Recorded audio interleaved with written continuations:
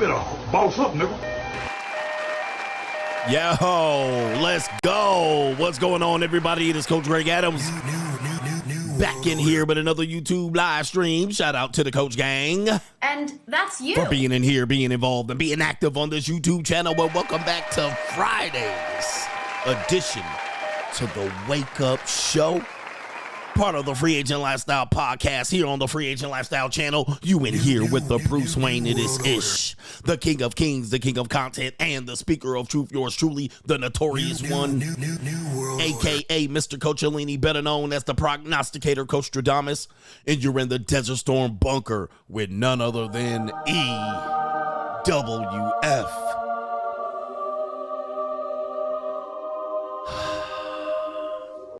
Smells like Teen Spirit.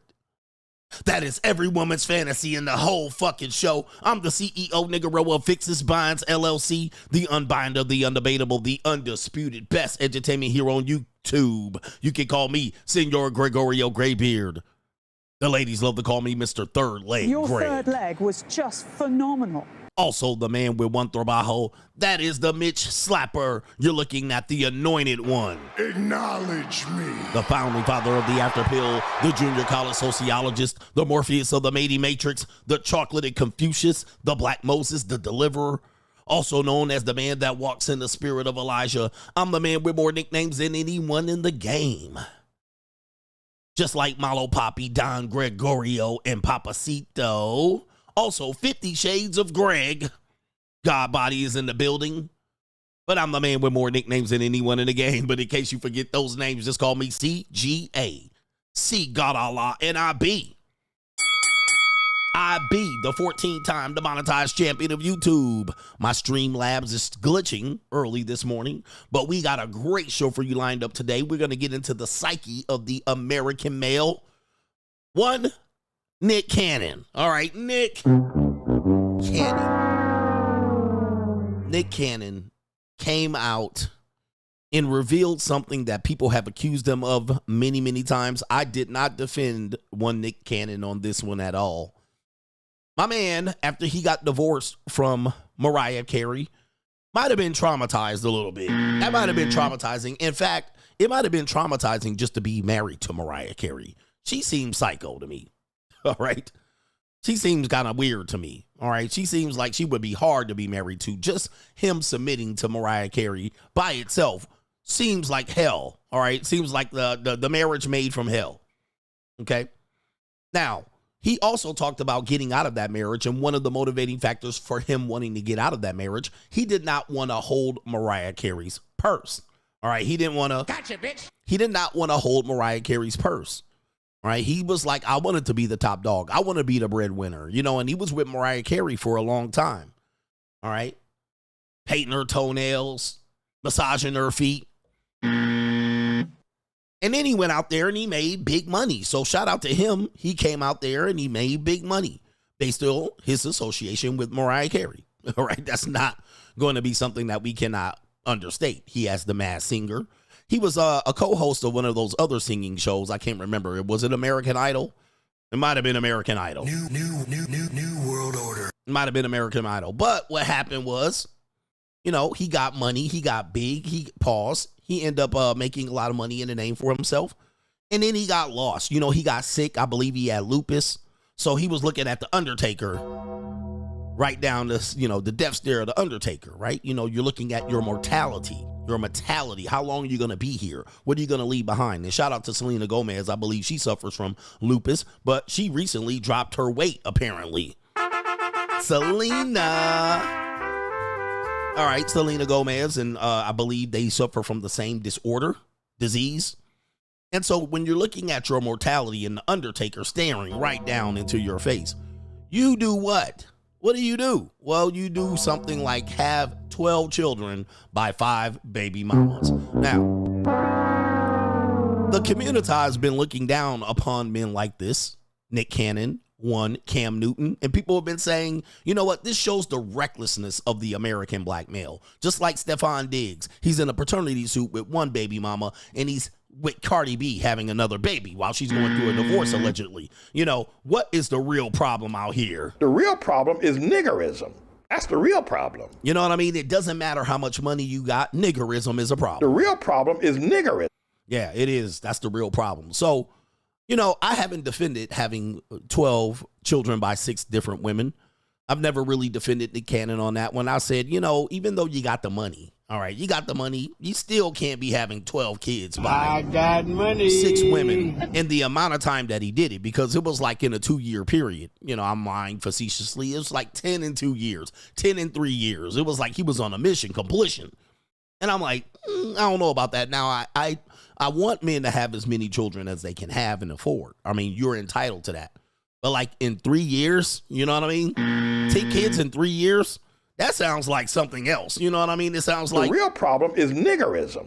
That's the real problem. It sounds like niggerism to me. That's all it sounds like to me. All right, but we're going to explain what he believes is the reason for him having 12 kids, 10 in 3 years. The real problem is niggerism. That's the real problem. For YouTube, whoever's playing that comment, they have hacked into my stream. As you can see, my stream is struggling right now. I'm not playing that commentary. Whoever's doing that has hacked into my stream. So don't at me, YouTube. All right, I'm just trying to give my commentary on this particular thing. But this is going to be a great show. This is the worldwide infamous, the notorious one, CGA, back in the building. In case you forget my names, I got more nicknames than anyone in the game. Season 8, 50 Shades of Greg. 50 Shades of Greg coming up on the Ask Coach Greg Adams channel. And it's going to be a great time in Season 8. Season 8 is going to be great. Year 9, Season 8 of doing this. And 50 Shades of Greg coming up, all right? It's going to be a whole bunch of just fresh content. I like to get dominated. I like to... Choked, whooped, spanked, told what to do. I need a man to take charge and let me just, be goofy. All right. The Mitch is going to be mad when Season 8, 50 Shades of Greg comes out. Greg Fu Young edition. All right. And I'm going to be over in Asia coming up soon. All right. I'm going to be making my rounds around Asia coming up in November, December during Season 8, 50 Shades of Greg Fu Young edition. All right. It's going to be a great time. It's going to be a great time. Yes, indeed. It's going to be a whole bunch of... I like to get dominated. If you guys don't know, I believe Michael Jordan won the championship in Season 8. Am I right? Or 9? Which one was it? I can't remember what it was. But what it's going to be is a whole lot of... I cook, I suck, I shut the fuck up. It's going to be a whole lot of that. All right? And it is going to be a whole bunch of this right here. What kind of fuck you give me? All right? And it ain't even Thursday, but you know what time it is. All right? We bringing new, fresh content to the brand, the name, image, and likeness of Coach Greg Adams. All right? It ain't going to be that incel MGTOW shit. You know what I mean? It ain't going to be that red pill rage shit. Season 8. I hope you enjoyed it. It will be a little bit of it. We still going to give you those facts. All right, we still going... What kind of fuck you give me? All right, we still going to give you the facts. All right, but y'all going to be mad as hell. He's out here showing receipts. He's talking about banging 21-year-old women. All right, yes, indeed, yes. I like to get dominated. Yes, that's what it's going to be. He's out here showing that he's out here simping. Coach is out here simping. I cook, I suck, I shut the fuck up. Yeah. The Red Pill Rangers are going to be mad at CGA. But, hey, listen. In that case, I did something for you guys. What I did was I gave you access to my back catalog just in case. All right? Just in case. All right? Just in case. You still have access to the greatest information and edutainment. You can still look at the old shit. If you want to reminisce, just go back and look at season 1 through 6. All right, if you want to just be in your red pill rage. How many people are stuck in red pill rage right now? How many people are stuck in red pill rage? Anybody? Put a one in the chat if you're stuck in red pill rage. All right, because you know why I got to make a shift. It's not because it's a new CGA. It's because everybody's running around saying all the shit that I said 5 years ago. Right? Like, the stuff I'm saying today is not even hyperbolic. It's not even incendiary. It's not even controversial. So I'm like, why am I going to do the same shit? Let me just go ahead and pivot on these niggas and give it 3 or 5 years. They're going to be saying the same thing as me. All right, everybody's going to pivot, right? Everybody's going to pivot because, all right, because now I got to trigger all the other people right here. And I know the content that's going to trigger people is going to be the monetized dating shit and the whole get 'em daddy and the whole dominating Greg Fu Young, the whole me with younger women, age gap relationships. All right, me being a dom, them being a submissive, spanking, whooping, choking.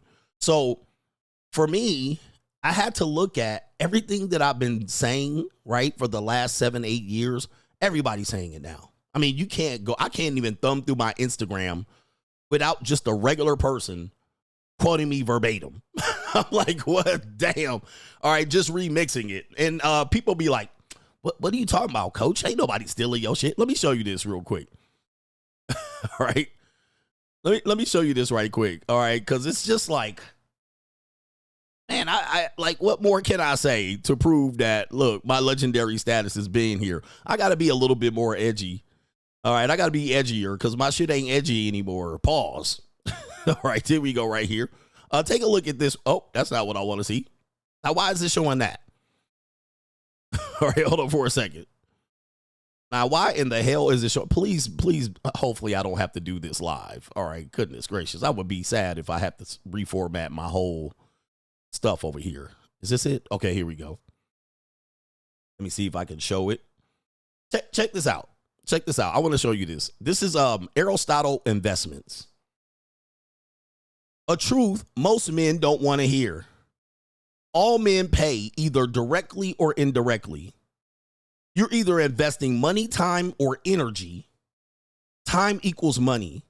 Time you could have been spending on getting some more money.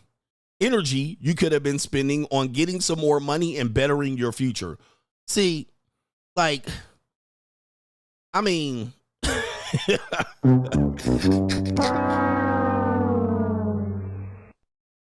yeah, Myron describing me in his own words. Exact. I mean, it's just at this point, it's exhausting. Like, dude, they don't even want to say my name. I don't know if they're going to risk demonetizing. They literally just describe what I'm saying and they just remix it. Nobody says, CGA, the legendary guy who brought us. They just basically just take it and remix it, make their own words. Straight jacket. This is what I've been saying since 2021. Just so you guys know, since 2021, I've been saying this. And people thought I was weird saying it. Oh, man, this nigga tripping. He talking about tricking. This guy, Coach Greg Adam, he just a big trick. But now people are just taking it and go, okay, maybe this nigga was on to something. All right. So what I'm saying is, when you see this new pivot, when you see this new direction, all right, you guys got to realize that, dude, I have no other choice. All right. People are just taking my shit verbatim, flip it, remix it. All right. And it's just like, I got to do something else because I can't even stand out no more. I always tell guys. All right. I can't even stand out anymore. I always tell guys. Amongst my own content. I can't even stand out. Look, receipt stamp, 2021. All right. Now, nobody heard this shit before 2021. I mean, this was not the standard in 2021. Now, today, I've been hypervigilant since 2021, putting this particular piece of information out. Now it's standard. All right. But I know people watch me, but they just don't want to quote me. I always tell guys, protect your meat. Money, energy, attention, time. That is your meat. If you give up your money easily, she's going to use you until you run out of money. Your energy is everything. Women don't give men energy. They deplete it. Attention is what they thrive on. That is her currency. And time is everything for you. If you give your time away, you don't have time for the other. Right. So there it is right there. And somebody says, and this is going to get you deleted. Tom Likas. But guys, listen. Niggas that tell me, well, Tom Likas had you beat. Tom Likas was on the radio. Now, here's the funny thing about it. Tom Likas did not become internationally famous amongst the red pill space until 2016 when people started reposting his content from the 1990s. He's not a YouTuber.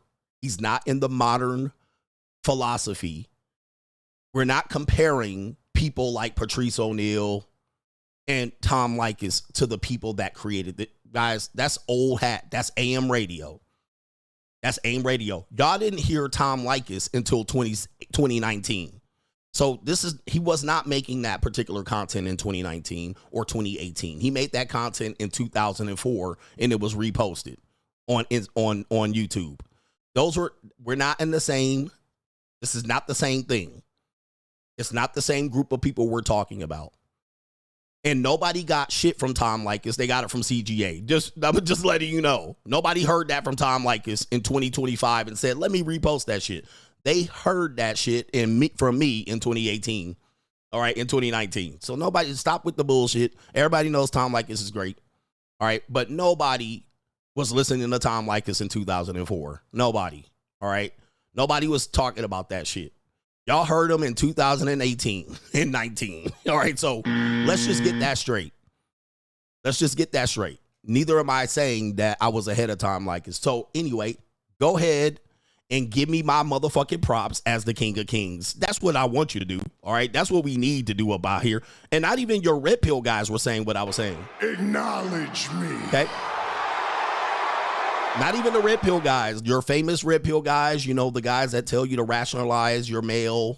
None of these guys, hyperbolic guys in cars, they weren't saying any of this. Neither was Fresh and Fit. Neither was Pearl. Neither were the Top Dogs. Nobody in the Black Manosphere was saying this. Nobody. But the reason why I'm going to start adding more fresher and deeper content is because what more can I add? All right. Without somebody subtracting from it. All right, so we got it. Let's get on with it to contribute to today's show. $ the Notorious CGA on the Cash App, Venmo, Coach Greg Adams TV, PayPal is paypal.me/Coach Greg Adams. And that is near the top of the description box on the Free Agent Lifestyle channel. And you can super chat by clicking the link on the live chat, on the top of the live chat on the Free Agent Lifestyle channel. Man, I got glitches all over the place today. New world. I got glitches all over the place. My glitching is going crazy. All right, shout out to our brother Kevin W. He says, tomorrow is my birthday, coach. Almost at the big 4-0. Get yourself a decent meal with this. It's that money. Shout out to you. Got money. And happy birthday from our brother, our legendary, the software tester himself, Kevin. Happy birthday to you. Let me give you your birthday gift real quick. Yeah. Somebody said, Andrew Tate said, priced out of the dating marketplace recently. It's crazy. It's crazy. Shout out to Kevin W, man. And happy birthday to you. That's a sponsorship, so we have to. He's sponsoring on his birthday. I'm rich, man. He's sponsoring on his birthday. Oh, my goodness. Anybody getting any glitches? Because I see glitches on my screen. I'm seeing glitches. It's all in my Streamlabs. I knew I should have did StreamYard this morning. All right. StreamYard is just easier, but it's less colorful. All right. But I can invite Mitches on here. Shout out to our brother Kevin Sullivan says, Coach, you must have been on Mitch's neck yesterday because I can't find the playback of yesterday's stream. Mitches, stop hating on the coach and get your chicken bag up. They broke. And the reason why yesterday's stream, you guys were saying it, the reason why yesterday's stream was taken down is because, I showed a reality show clip, and I told you that if you saw the live stream, I told you that they're probably going to take this down. And when I showed the reality show clip of Carlos Boozer, all right, so I showed Carlos Boozer. Anytime you show a reality show, they're almost always owned by CBS or Paramount or NBC or one of the big major platforms that put them on one of their lesser channels like Bravo or any of the. So as soon as you show a reality show clip, okay, it's over for you. They're going to basically block your stream, and then you're going to have to delete it from the live stream, and then the live chat will disappear. You'll be able to see the replay with that part edited out. So, you got to be careful with showing clips of, especially if it's on YouTube. Now, if they happen to get it from Instagram, it might be able to be shown, but those bigger networks, I believe it was CBS. Let me see here, just to see real quick. Got to be careful, man. Got to be careful. But I'll clip it out, and I'll have the replay available probably later so you guys can watch it on the weekend.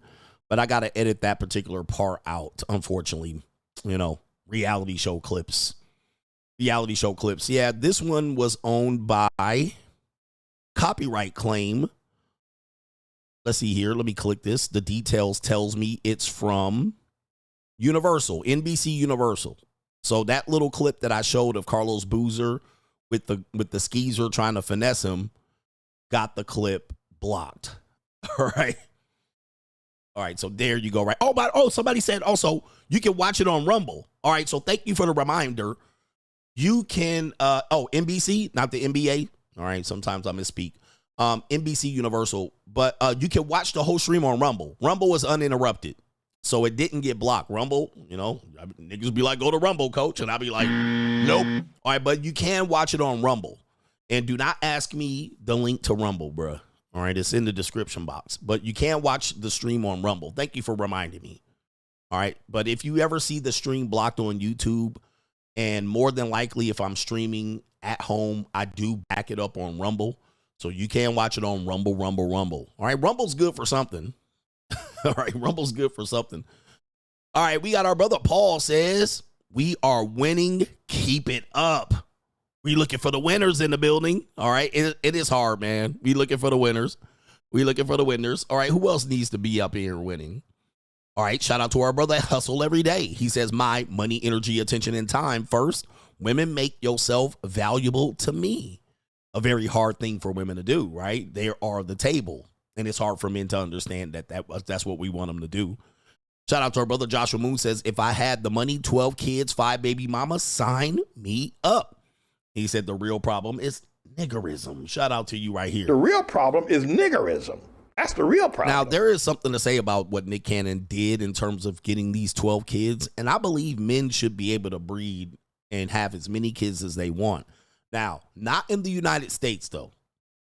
Not in the United States. I would not attempt this in the U.S. of A. The good old U.S. of A. Ain't that America? All right. Did somebody sponsor earlier? Okay, no, they did. Oh, yeah, we have Kevin that sponsored. All right, so what we're going to do is we're going to get into the first part of the show, and it's going to be Straggle and Sniggle Theater. We're going to have some fun, buckle up your seatbelt, and let's get warmed up for the main event. We got 4 hours plus of some great content. Straggle and Sniggle Theater, let's go. Like, ride with me if you ride with me, you can slide with me if you feel like 550 on the 5 sticky, come get high with me, that's a deal, right? Ride. Straggle and Sniggle Theater, let's do it. No glitches, all right? All right, let's get the title up right there, Straggle and Sniggle Theater. I've showed this video before, but I'm going to show it again because it's quite funny. It is people giving people the wrong advice, and we're going to find out why these people give the people the wrong advice. You got to not listen to stupid people, right? So here it is right here. There's a young girl right here. Doing some backflips, and anybody that knows anything about backflips and back handsprings and these type of things is that sometimes when a person is learning, they need a spotter, all right? And sometimes it's a spotter. In this case, there's a male spotter, an adult male, and there's a girl doing a backflip. And typically when you spot, you might have to give a little bit of assistance by touching the lower torso of the individual. So that might be the backside, the buttocks. It might be the lumbar area. It might be any other area where you can give a bottom heavy person an opportunity to flip their hips over their head. All right. And so what you're going to see here is that. So I'm going to go ahead and play it right there. And as you can see, all right, the young man gave the young girl an assist. You guys can see it again. He was able to get his hand on her lower back and under her back hamstrings to be able to execute the backflip. You guys see that right there? All right, we'll show it again. All right, you see that right there? And so normally, unfortunately, since it's a man, all right, sometimes the women will be like, did you really have to touch her right there? Did you really have to do it? All right, yes, he had to do it. And of course, he knows that he's not really confident in her ability to do this particular move. It's not easy to do. So he's providing her assistance. Now, unfortunately for him and her, you had a lot of women, a lot of the young women that were watching this, giving her false encouragement. This is why you have to be careful who you get advice from. So let's take a listen to the video, and we'll play it a few times for you to get it. You didn't need a spot for that. He never does. Reach harder. That's all you do. Reach harder without me and you're fine. You did not need a spot for that.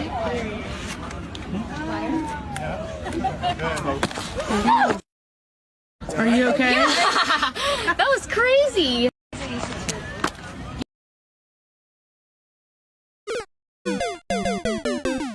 All right, so that was crazy. All right, and so what you heard in the background, and I love this particular video because the woman in the video were like, you didn't even need that spot. You go, girl. This false encouragement. This is the idea. You're independent. You're a queen. You're a boss, babe. You can do it. You don't need no man. You don't need to get married. You can just stay single and you can make your own money. And of course, all right, that was a lie. All right. Gotcha, bitch. All right, you got. She wasn't ready. She wasn't ready to support herself. She wasn't to be a boss babe or a queen. Now she's 40 and single and wondering where her millionaire husband is. So listen again. You see the flip, you see the assist, but listen to the peanut gallery in the back. You didn't need that spot. You never need that spot. All right, here we go right here. You didn't need a spot for that. She never does. She never does. You don't need a spot for that. You can do it. And so the man, under pressure of these male Americans, we hear this, and much of this has to do with the man helping her, unfortunately, and some false confidence. The man's helping her, trying to teach her. Listen to the teacher. Listen to the master. Don't let the man touch you like that. He's just trying to get some free touch. All right. And you can do it by yourself. Oh, she never needs a spot. You're athletic. You have naturally strong legs. All right. They don't realize she got all that caboose back there for that young lady. And so they set her up for failure. Gave her false confidence. You go, girl. You boss, babe. You don't need any of that help. All right. Don't let that fat man help and touch you. All right. Let's see what happens. Carter, that's all you do. Reach. That's all you need to do is reach it. And he knows by his demeanor, he knows she about to get fucked up. Like he knows this is going to be bad. You can see by his body language. All right, these bitches talking. They watching me. All right, they seeing if I'm putting my hand on her hips. So let me just go on and walk away. But she about to fuck her shit up. All right, he already knows this. Charter without me and you're fine. You did not need a spot for that. You did not need a spot for that. She knows. Look at her face. Look at her face. And, we all need some encouragement. We all need a push every now and then. And sometimes we need to bonk our head. You know what I mean? But she even knows, yeah, I'm cooked. I'm cooked. I need a little bit of help. All right. Help. Uh-oh. Oh, Jesus, man. I mean, the difference between you didn't need that spot. You didn't need that spot. You never need that spot. And then oh, no. All right, this is terrible, man. Look. Oh, the humanity. You have a spinal cord injury. And you have a tartan track mark across your face. Looks like a tire, burnt tire. Yeah, you was not even about to do. You need the handsprings. You need the handsprings. All right, I don't think you were going to get that thing around right there. And then, oh, I mean, she didn't even flip backwards. She wasn't even close. All right, goodness. All right, there it is. And oh my goodness. All right, ladies. All right, look at what. Oh my God. Look at that. Look at that, ladies. This is what happens when y'all trust the ladies, man. Stop taking advice from these women. This is all false. I mean, you don't need that. You can do it on your own. And then, wow. Now you're not cheerleading anymore. Just like that. Are you okay? Look at that adrenaline kicking in. Yeah. Yeah. Ooh. Y'all ready for this? Damn, poor thing, man. Listening to these goobers giving you false bravado. That was crazy. That was crazy. Sure was. All right. And she had her face up, face down, ass up. Just like that. Face down, ass up. You didn't need a spot for that. She never does. Reach harder. That's all you do. Reach harder without me and you're fine. You did not need a spot for that. Oh, Jesus. Look at that. I mean, is that blood gushing out too? That could literally be blood gushing out from that particular whole thing. Ladies, stop giving your ladies false bravado. All right, Straggle Sniggle Theater presses on. We got 1,200 people in here. Do me a favor, hit the like button. Speaking of forehead, we have a woman who's going viral saying men should not have a what did she say? Women goes viral for saying no man can get a conversation out of her without paying a fee. All right, the monetized dating marketplace is sometimes on the wrong side of the street. She says men cannot get a conversation out of her without paying the fee. Take a look at this right here. Take a look at the woman charging right here. Hey, look at this. All right, here we go. I pay too much money for my upkeep to be having free conversations. I had somebody reach out to me. They have been reaching out to me in my DMs, and I was kind of ignoring it, just leaving them on red because I'm not interested. And today they consistently messaged me, and so I said, okay, I'll answer. This morning I had a shampoo appointment.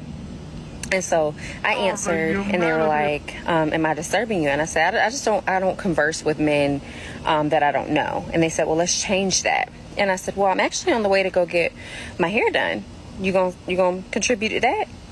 They sent a long paragraph asking me to explain why they should do that. And they said now they understand the kind of woman that I am, on and on and on. And I said, no problem. No worries. Have a good day. Bro, come on, I feel like this. I keep my nails done, keep my toes done. So nails, toes, every month. I get my hair done. Hey, bro, come on now, dog. Come on, man. You get your hair done, you look like your daddy with a wig on. I mean, your hairline pushed back further than mine. All right, it's pushed back further than mine. And this is what happens when everybody thinks they're monetized. See, the monetized dating marketplace benefits some women, but most it doesn't. Now you want him to pay for your upkeep. I don't support this because look at this Klingon right here. Like, what? Your hair done? You mean your wig installed? This is insane, brothers. Every month. This is a luxury style. I keep my hair up, right? So getting my hair done every month. Nails, toes, hair. I own my home. I got an acre of land. I have to get my grass cut. I get my yard work done by myself. All of that is covered by myself. I have a nice body. She looks like her daddy with a wig on. I mean, literally her daddy with a wig on. And she looks like Daffy Duck with the bill shot off backwards. All right, but I can't say that anymore because somebody has gone and ran with that one. But she does look like Daffy Duck with the bill cut off. All right, this is amazing, bro. I get that done in the gym. I have a gym membership. I clothe my nice body with nice clothes. Okay, so just because I'm all for you supporting yourself. That's great. But why do you have to charge men for a conversation? Just because I support myself and give myself everything you're talking about. So I'm supposed to charge? All right, I have the right to be like, hey, you know what I mean? Just to talk to me. Now, I can disqualify you and say I'm not interested in you. All right, but then be out here saying, okay, I'm not interested in this person, I'm going to charge them is absolutely ridiculous, especially when you look like a Star Trek character. All right, this is crazy, bro. But anyway, what more can I say about this person here? All right, she ain't even good looking. This is crazy, bro.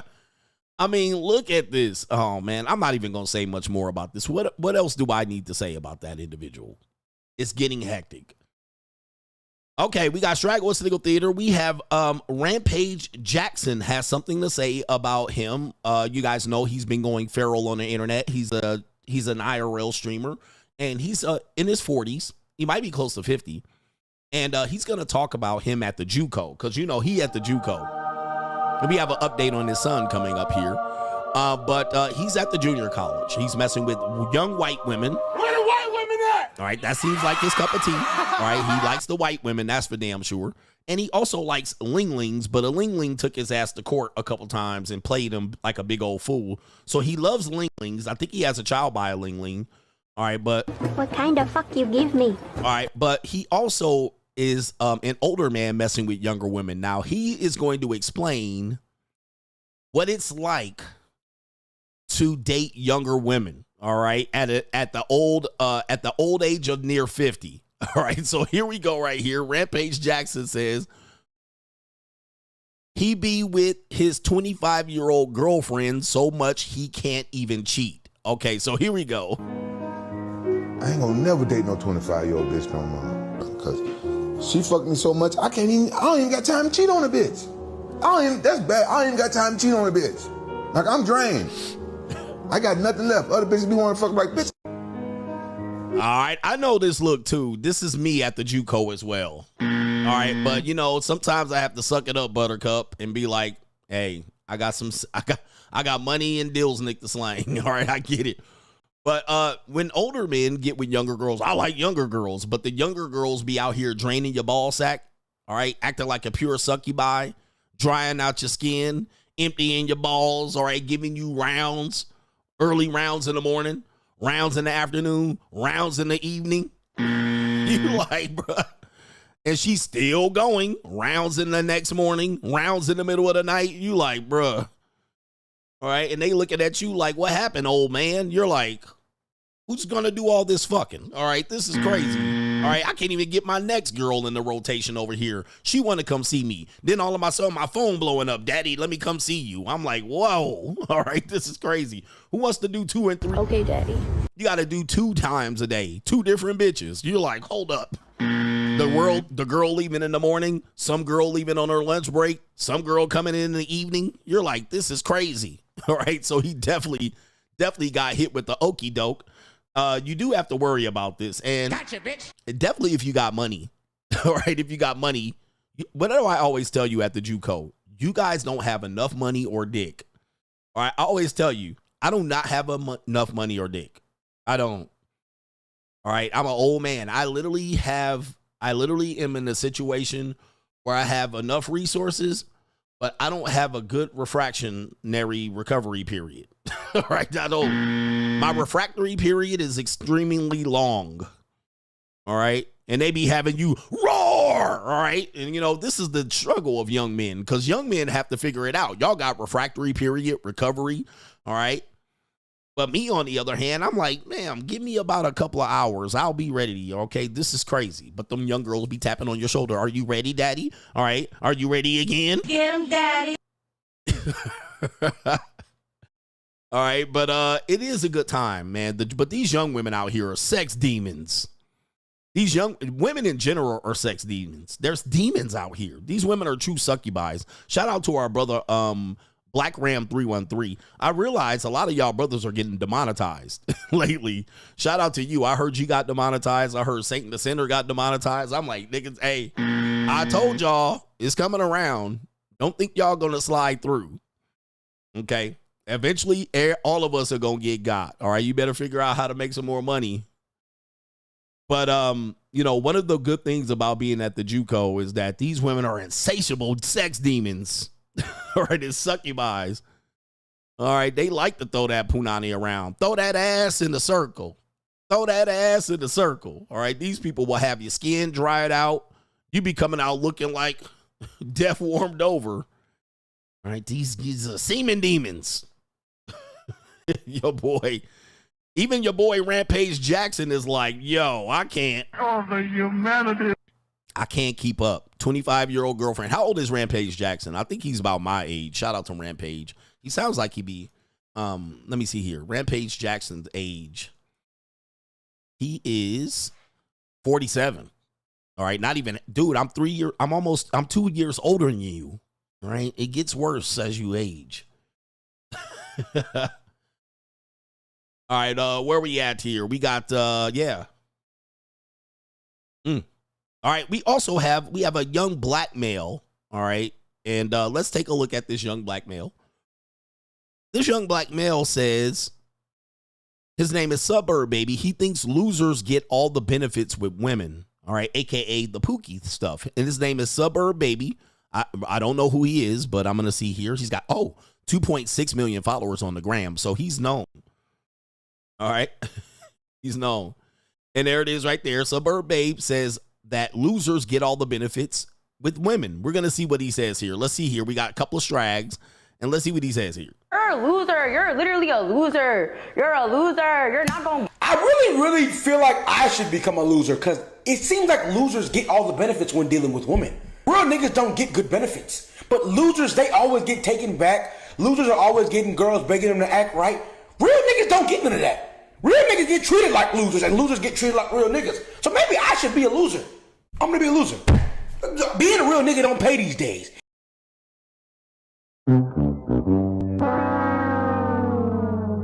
Well, here's William.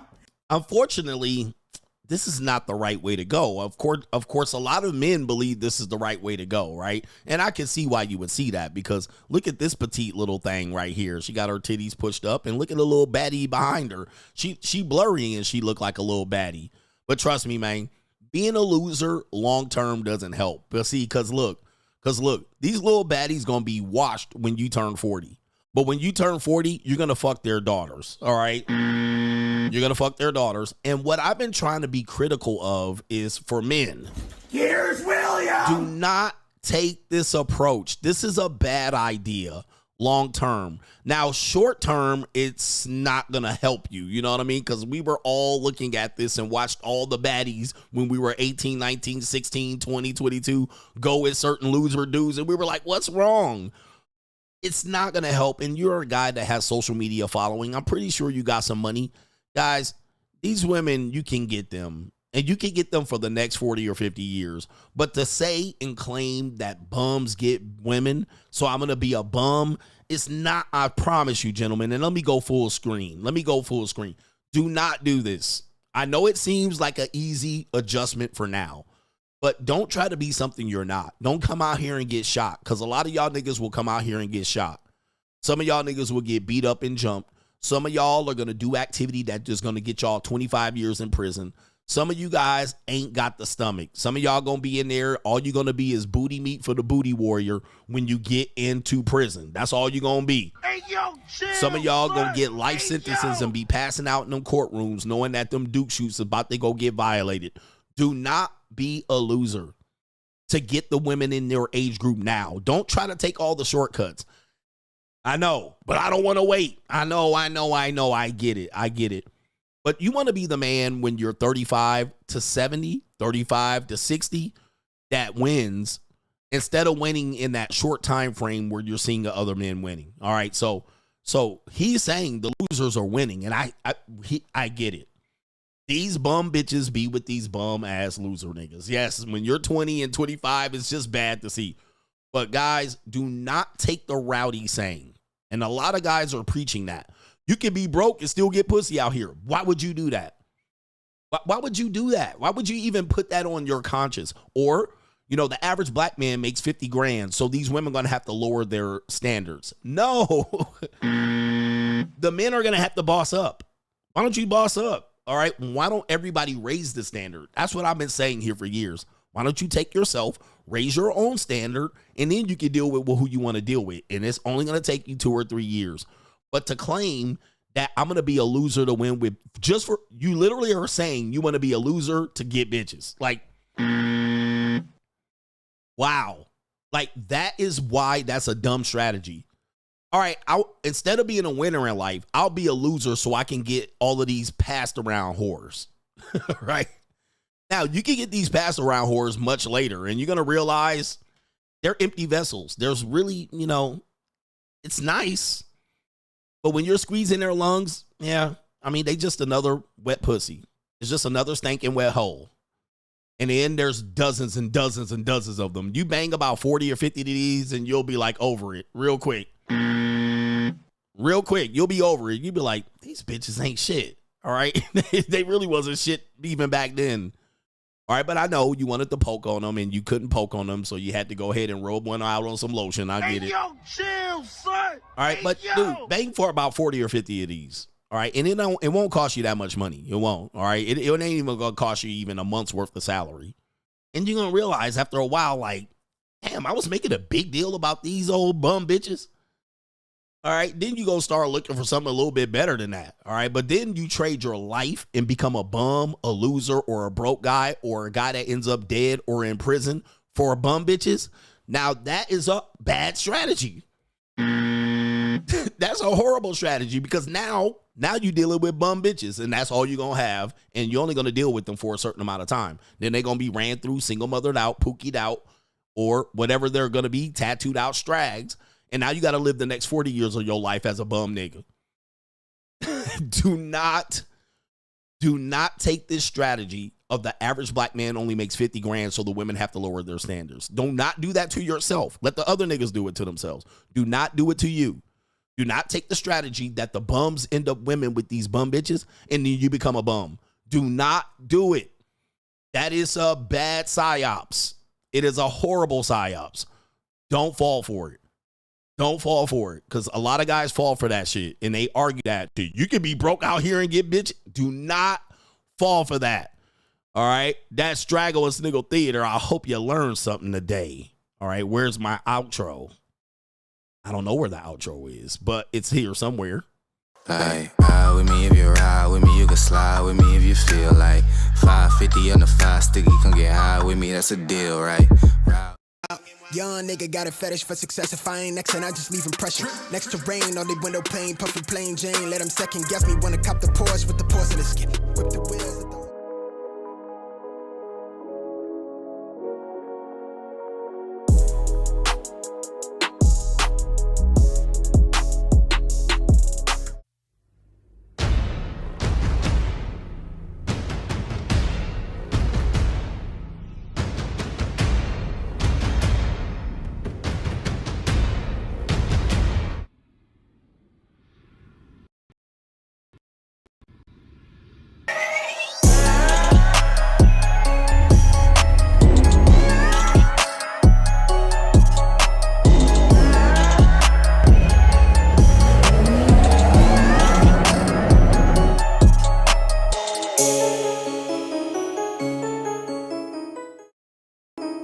Let's go, man. My Streamlabs is really glitching, so I apologize, man. But look, we got a great show nonetheless, and we gonna do it and do it and do it well. I'm here to teach you, and I'm gonna be 50 years old. I've been doing well for my life the last 5 or 10 years, and let me tell you, man, I got about 15 years of, you know, if I live good and healthy, to run through as many young women as I possibly can. And by this time, it's getting old. It's old hat. All right. I ain't saying it's over, but it's old hat. But you got plenty of time out here. Please understand that. Do not rush the situation, young men. All right. And if I would have known this when I was in my 18 or 19, and somebody would have told me, I would have been big up. All right. We got a great show for you, man. Look, I have a good egg segment that I want you guys to see. But before that, I'm going to have the contributors to today's show come up. Callie West says, please bring the Mitch slap to season 8. The best part of your show is the Mitch slapping, even if everyone knows, and we may catch a stray every now and then. These content creators are copycats. Salute to CGA. Shout out to Callie West. All right, the copycatting doesn't bother me. It's the not acknowledging that doesn't bother me, because you can hear exactly what I've been saying, and they just run with it. All right, so I feel honored that my content leaks into their content. All right, but what happens is I'm like, nigga, no acknowledgement, no nothing. All right, one of the other reasons why I don't watch content creators, all right, in this space or even adjacent to this space, is because I don't want to sound like them. All right, so I very rarely tune in to people that are adjacent. Even though they're famous, you guys know them and their household names, I can't watch them. One of the reasons I don't watch them is so I don't sound like them and I don't get accused of sounding like them. Okay, I have to not watch their content. So, you know, it's not that I don't support them, it's that I can't watch it. So I end up watching content that I either like, are related to, you know, my cars or, you know, business or money and investment. And there's normally not people related to the man space, manosphere, any that black manosphere. It's not even, I can't watch these people. All right. Because I don't want to sound like them. I don't want to take subject matter that they covered. I don't want to cover things that they kind of covered and make the same point. I want to draw my own conclusion about the content. So as a content creator myself in this space, nobody in the manosphere is saying anything new that I would actually benefit from. All right. There's nothing new. There's nothing trending that they know more than me. So there's no need for me to watch them at all. All right, I don't have to watch them at all. There's no subject matter that they probably are going to cover that are just going to give me better insight on the subject than my own experience. So I don't even need to hear their input on that either. So I don't watch them. So I don't want to sound like them because I just want to sound like myself. All right, I want to have my own conclusion. And maybe they draw a different conclusion, and that's great. And maybe you can watch that. But, you know, I've made it my case over the last 2 years is to not even watch them. All right. But I support them and I support them being content creators. But every now and then something would leak back to me and I'll be like, damn, that's crazy. And people often thought that, you know, I was hating on certain people. But even when Kevin Samuels got, you know, really famous, I didn't watch him. People like, you trying to sound like Kevin. And I'm like, dude, I don't even watch him. So I stopped watching him right when he got about 100,000 subscribers. Okay. Now you have to think about that. He got to 1 million. And that whole time between that 900,000 subs, I didn't watch him. And Andrew Tate, never watched the whole video of him. Never. Not one time. So, and I'm not trying to shit on them, but again, my philosophy was, number one, I was too busy making content, right? I had 8 channels. So I was doing vlogs. I was doing 2 live streams a day at the time. And I also had my kids. And then I had the JUCO. So when did I have time to watch somebody stream? You know, and I was already streaming 3 hours one day, 3 hours in the afternoon or the evening. Then they were streaming 3 hours. I don't have time to watch a 3-hour stream. Someone else streamed for 3 hours. And that's in between my editing and all the other stuff that I was doing, speaking at the 21 convention. So I didn't really have time to be watching people. So, you know, people were quite shocked at that. They're like, that can't be real. Oh, it was real. I just didn't have time to watch his show. I was doing my own show and taking care of my own kids and watching my son's basketball game while he was on the stream, right? Rest in peace to KS. And it was but that's hard for people to believe. And I was like, this is the truth. I'm not watching them. I was like, where do I have time to watch them when I'm streaming twice a day? So it's quite hard for people to understand. Oh, by the way, when I was coaching college basketball, I didn't watch basketball.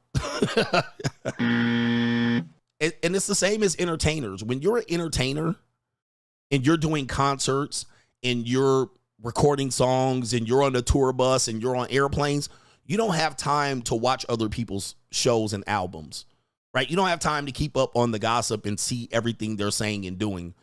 When I coach college basketball, I would rarely watch any basketball on TV because when I was coaching, I was either in practice, training with players, I was in the office, I was editing, I was watching our opponents, right? So I would watch more of my opponents because I was editing their films. I'm calling recruits. I'm not watching the NBA. I'm not watching like regular TV on the basketball on TV. Last thing I want to do is, after all this basketball, is go home and watch a basketball game, right? Because I'm in the gym 3-4 hours a day practicing, you know, doing post-practice, talking to the players, mentoring them on the bus, traveling on airplane. We're going to games. We're preparing for games. We're at shoot-around. I'm watching film of our opponents. I'm doing scouting reports. Last thing I want to do is turn on a basketball game. And it's similar to making content. When you're producing content, I don't have time to watch content creators. I'm like, what do I have to? I don't have time. I'm editing my content. I'm coming up. I'm preparing for my stream. I'm working my family. I'm playing with Nova. I'm doing vlogs. I'm thinking of other new ideas. Last thing I'm going to be doing is like, what's going on YouTube? What's going on in the Manosphere? Who's saying what about what? All right. And this has been my life for the last 5 years. So whatever you guys have been seeing, trust me, somebody even told me that I took something from them. They were like, you took that song from me. I was like, huh? I was like, what song? And it was the Straggle and Sniggle intro. And I was like, and I'm like, I get it, bro. But I got that from Epidemic Sound. All right. I was clicking to do a vlog and I came up on that one and I clicked it and I was like, I'll use that for the intro. Okay. So, yeah. He says, as a musician, I can assure you that full-time professionals rarely go to concerts or watch them on TV. That's a fact. So when you're doing the content creation or you're doing something, the last thing you're doing is watching what other people are doing. So, you know, people have a hard time believing that, but I've never watched Andrew Tate. Like, I've never seen a Tate live stream.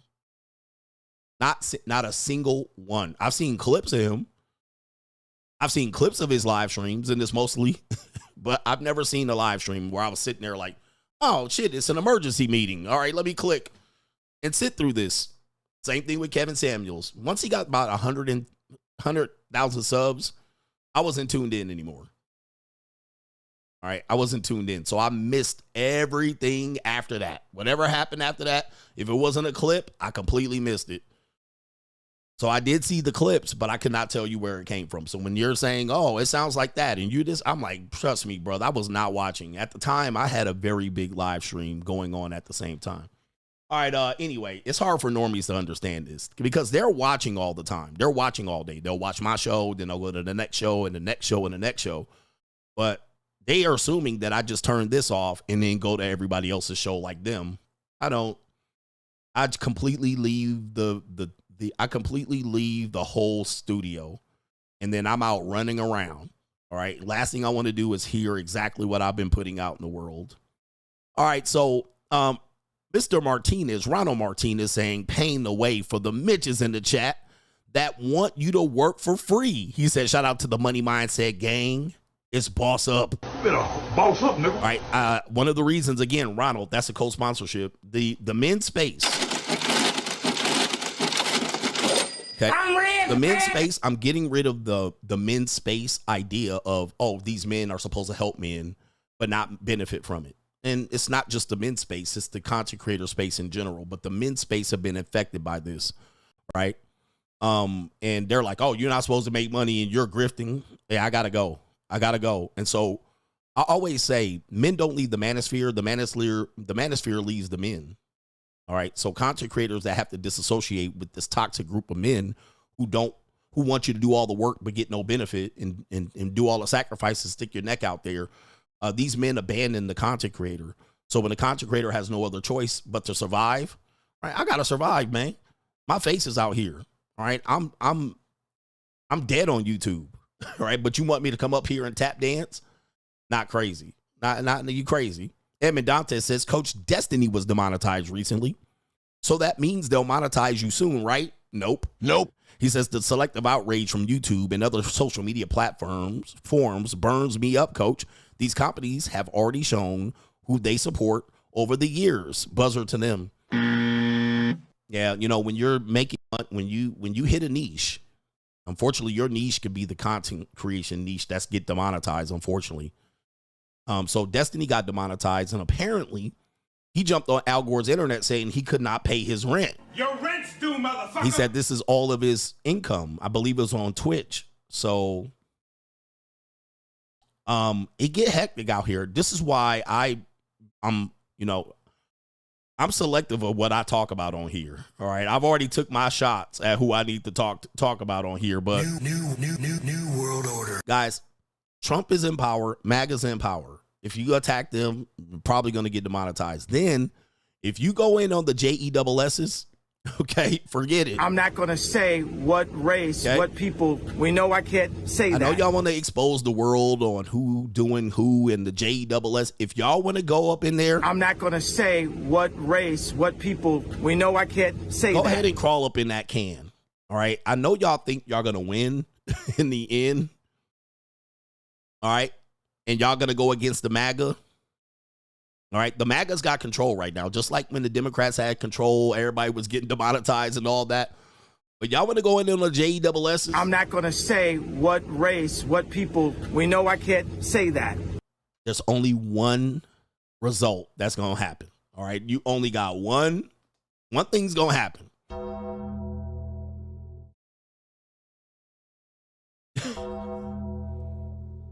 You just made life hard on yourself. I hope you save some money. All right. I hope you save some money because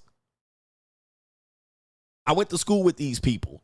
All right. I went to school with these people. I'm not going to say what race, what people. We know I can't say that. Right. I went to school with these people. I've been around these people for a long time. I went to school in the San Fernando Valley. If you know anything about San Fernando Valley, California, Encino, Reseda, Calabasas, Agora Hills, Thousand Oaks, Westlake Village. If you know anything about, you know. I'm not going to say what race, what people. We know I can't say that. It's only a matter of time. But I appreciate y'all for exposing your truth. But that's somebody I don't mess around. Kanye found out. You better have big money, all right? Because they're going to find a way to deplatform you, bro. They're going to find a way to chase your ass off the spot. Chase your ass off the block. So be careful. Be careful. Matzo balls and gefilte fish for everybody. Now, I know people are like, oh, man, you got to go ahead and take your I like to eat. You know what I mean? Is it worth it? Is it worth it? Flip it, and reverse it. Drop. Yep. All right, so y'all can do what y'all want.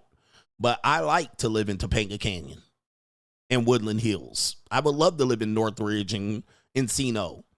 I like San Fernando Boulevard, or is that the one that I'm thinking of?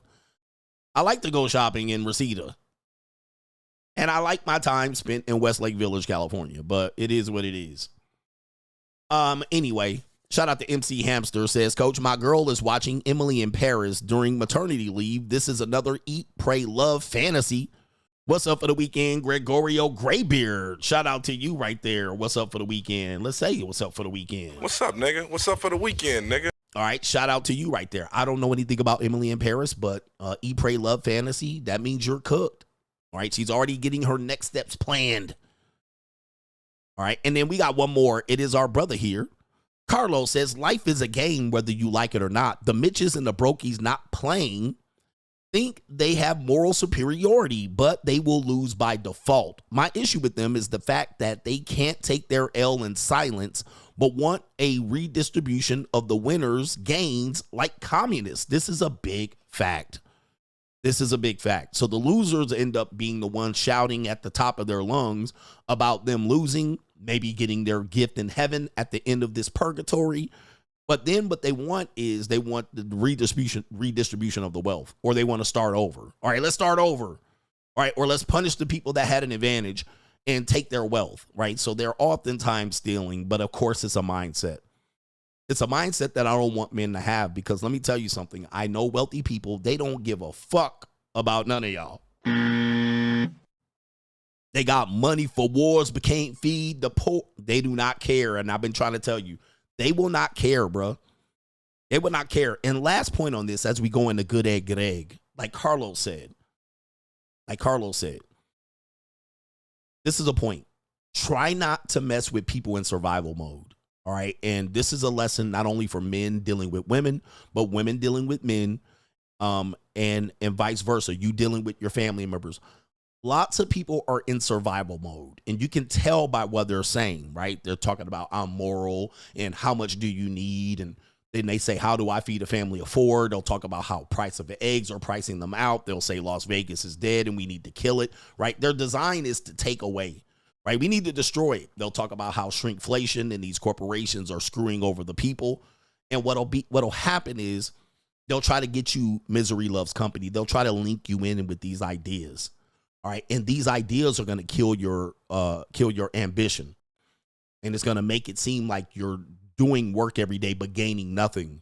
Right, so they'll get you locked up into this survival mode, but meantime, while they're getting you locked up by saying black men only make $50,000 on average per year, so why be better? All right, the women need to lower their standards. Why be a better man for a less than woman? All right, this is all loser mindset. They don't think so, but they're just lazy. They're just deficient in wanting to be better. Why should we self-improve for women that are going to be worse than our grandmothers? This is all loser mindset. And so you got to watch out for this, because once you get wrapped up into it, there's no recovery.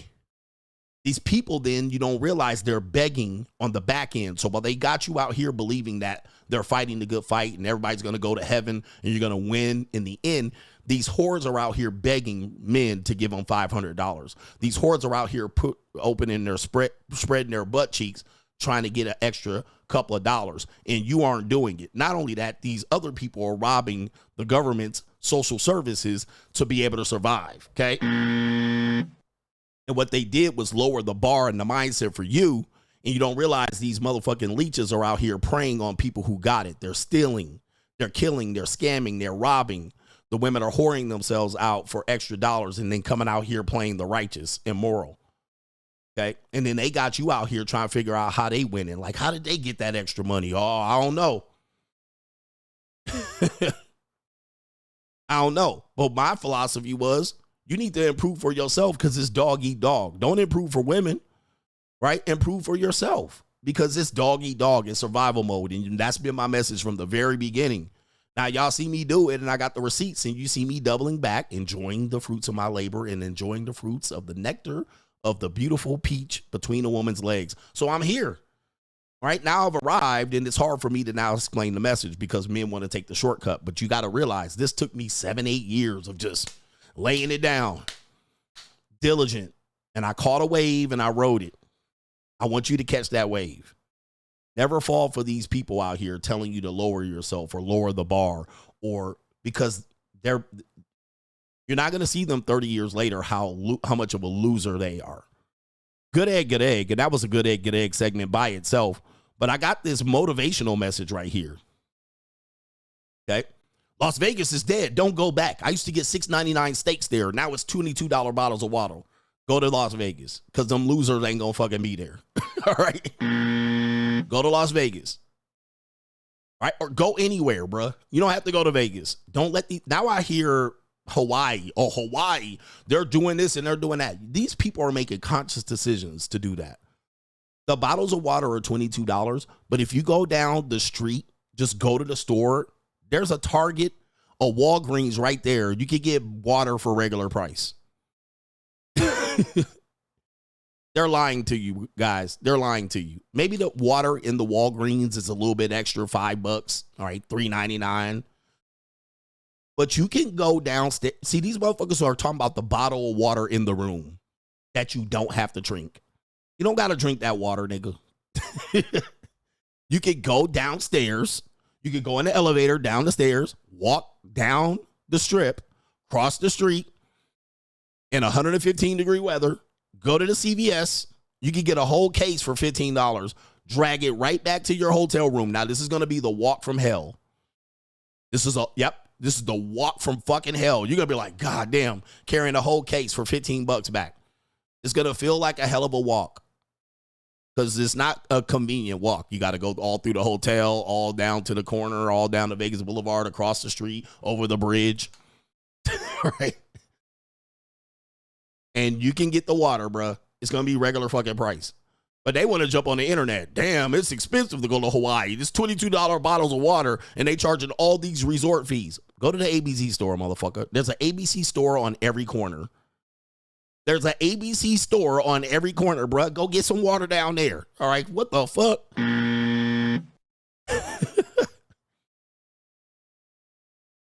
Bruh. But you're lazy. So now you don't want to walk down to the store. You want to go down there and grab that $22 bottle of water. Okay, go ahead and grab it. But people are lying to you. They're lazy. And they want you to be in this whole thing that you don't realize these lazy motherfuckers out here are paying to be lazy. He said, get it DoorDash. You'd probably be cheaper if you got the water DoorDashed. All right. So it is what it is. Anyway, you'll be good. All right. So we got good egg segment here. This is a man that says, stop giving broke people discounts. All right. Ooh, this is going to be a hard conversation. If you're a business owner, aspiring business owner, this is what he's going to say is absolutely true. All right. But a lot of people are going to be pissed off when they hear this. Hopefully you should be motivated. The guy's name is the Jarrett Williams Show. He says, don't chase crumbs when you can be eating steak. All right, here we go. The cheaper you go, the more broke customers you attract. And broke customers call nonstop, want discounts, and leave bad reviews. So I've raised my prices, lost a few clients, but gained better ones. They pay full price, and they tell all their rich friends. The cheaper you go, the more broke customers you attract. Let me give him a win on that one. Epic fucking win on that one. Take notes. You're starting a business. You're going self-employed, entrepreneur. You got to start somewhere. But realize, keeping your prices low is going to attract the worst customers. Right? This is the men's space in general because this is what they want you to do. Lower your prices. All right, he's charging $1,000 per hour on a phone call. All right, but he's looking for, he values his time and he's attracting better customers to call him. All right, and if it's less customers, better, because if I put it at $200, it'll be more broke customers. And yes, these are the people who complain. They ask for a discount. They also do things like leave bad reviews. They leave bad reviews. All right, they're the worst people. They'll say, I spent my last 200 and I expected him to do this and that and give me the world. Whereas other people will throw the money at you. They'll spend $1,000 for the phone call and be like, I got great value from him. They'll refer you more clients. They'll refer you more viewers. They'll refer you more valuable users. When I was a fitness trainer, same thing. All right, I wasn't in the cheap prices, but I was in the $50 range. That was 10 years ago, 12, 13 years ago, $50 an hour. I couldn't give it away. All right, I started attracting clients. Much of them were bad clients. All right, and they left bad reviews. They wanted to switch times on me. They were not committed. They would flake on me. All right. And then I started looking at it, going to a gym in Irvine, which was a big box gym. What happened was there were so many trainers and Instagram whores in there that the trainers were lowering their prices. They were eating each other out of business. So then they started charging $35 an hour. I was like, I'm not coming over to Irvine. I'm going to stay in Newport Beach. Then I raised my prices to $75. Then I raised them to $125 and $150. I started getting better clients, less complaints. People showed up on time. When they canceled, they didn't ask me for a refund. They didn't ask me why I charged them when they canceled on me last minute. They just ate the fee and it's like, all right, I'm going to eat the $100 because I canceled on them last minute. But another person at $50, they canceled last minute. Then they want to move the session around to a prime time. And then they want a refund. All right, you're like, no, I'm not giving you a refund. I showed up to the gym or I was on my way in transit to the gym on our scheduled time and you canceled. That's a charge. All right, that's a charge. And they're like, why should that be a charge? You know what I mean? Stuff happens. So this is a truth that you will find, and this is where I've been going mentality-wise, even with this particular type of platform, is that me making my content for cheaper people and giving them cheap alternative message is bad for business for me. Like, for instance, I had a guy yesterday in the chat, and I used them as an example. They're not distracting the show. All right. Women break NDAs all the time. See, that's a cheap model. That's a cheap piece of content. If I focus my content, putting that content out consistently, I'm going to get cheap viewers. All right. I'm not going to get the type of viewers that I need to attract. But if I have my content saying, yes, you're a professional, you need to protect yourself. Yes, women break contracts, but you need to still protect yourself. I get a better mindset client. I get a better viewer. I get men going, okay, I need to protect. That viewer is going to be locked into me and my message a lot longer and want more and contribute more than me saying the old red pill rage content, because them guys don't support. They'll say things like what? They'll be like, hey, look. They'll be like, look, they got a platform. They got an easy one. They got an easy thing. You can just look it up online. You can learn more on YouTube for free. That's what they'll do. They'll come in and undercut you even on your own platform. And they won't even donate to you, right? They'll tell you where to get the information for free on another place, right during the middle of your show, which is called headhunting. That's literally undercutting me on my own show. So I'm giving you the value. Somebody then leads you somewhere. Oh, you can get that for free over here. You just undercut me, right? And they don't feel bad about it either.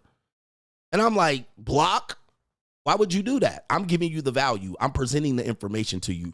Why do you point them over here when I'm pointing you over here? So I have to then make my content not for people who want to remain Mitches, right? Because I get it. I know why you're a Mitch. I was a Mitch. But I'm trying to get you to boss up instead of being a Mitch, right? That's my whole platform. Let me boss up out of the situation.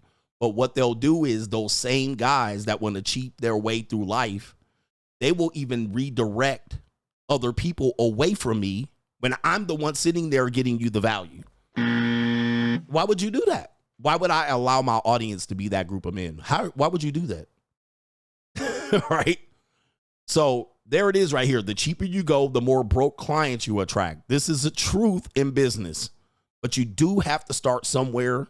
So build your clientele up to the point where you can select your clients. And when you select your clients, okay, right here, When you select your clients, then you can get better clients. The cheaper you go, the more broke customers you attract. And broke customers call nonstop, want discounts, and leave bad reviews. So I've raised my prices, lost a few clients, but gained better ones. Yep, you're going to gain better clients, better viewers, better supporters, better people to help you. And you're going to be able to be more willing to give more information to that group of people.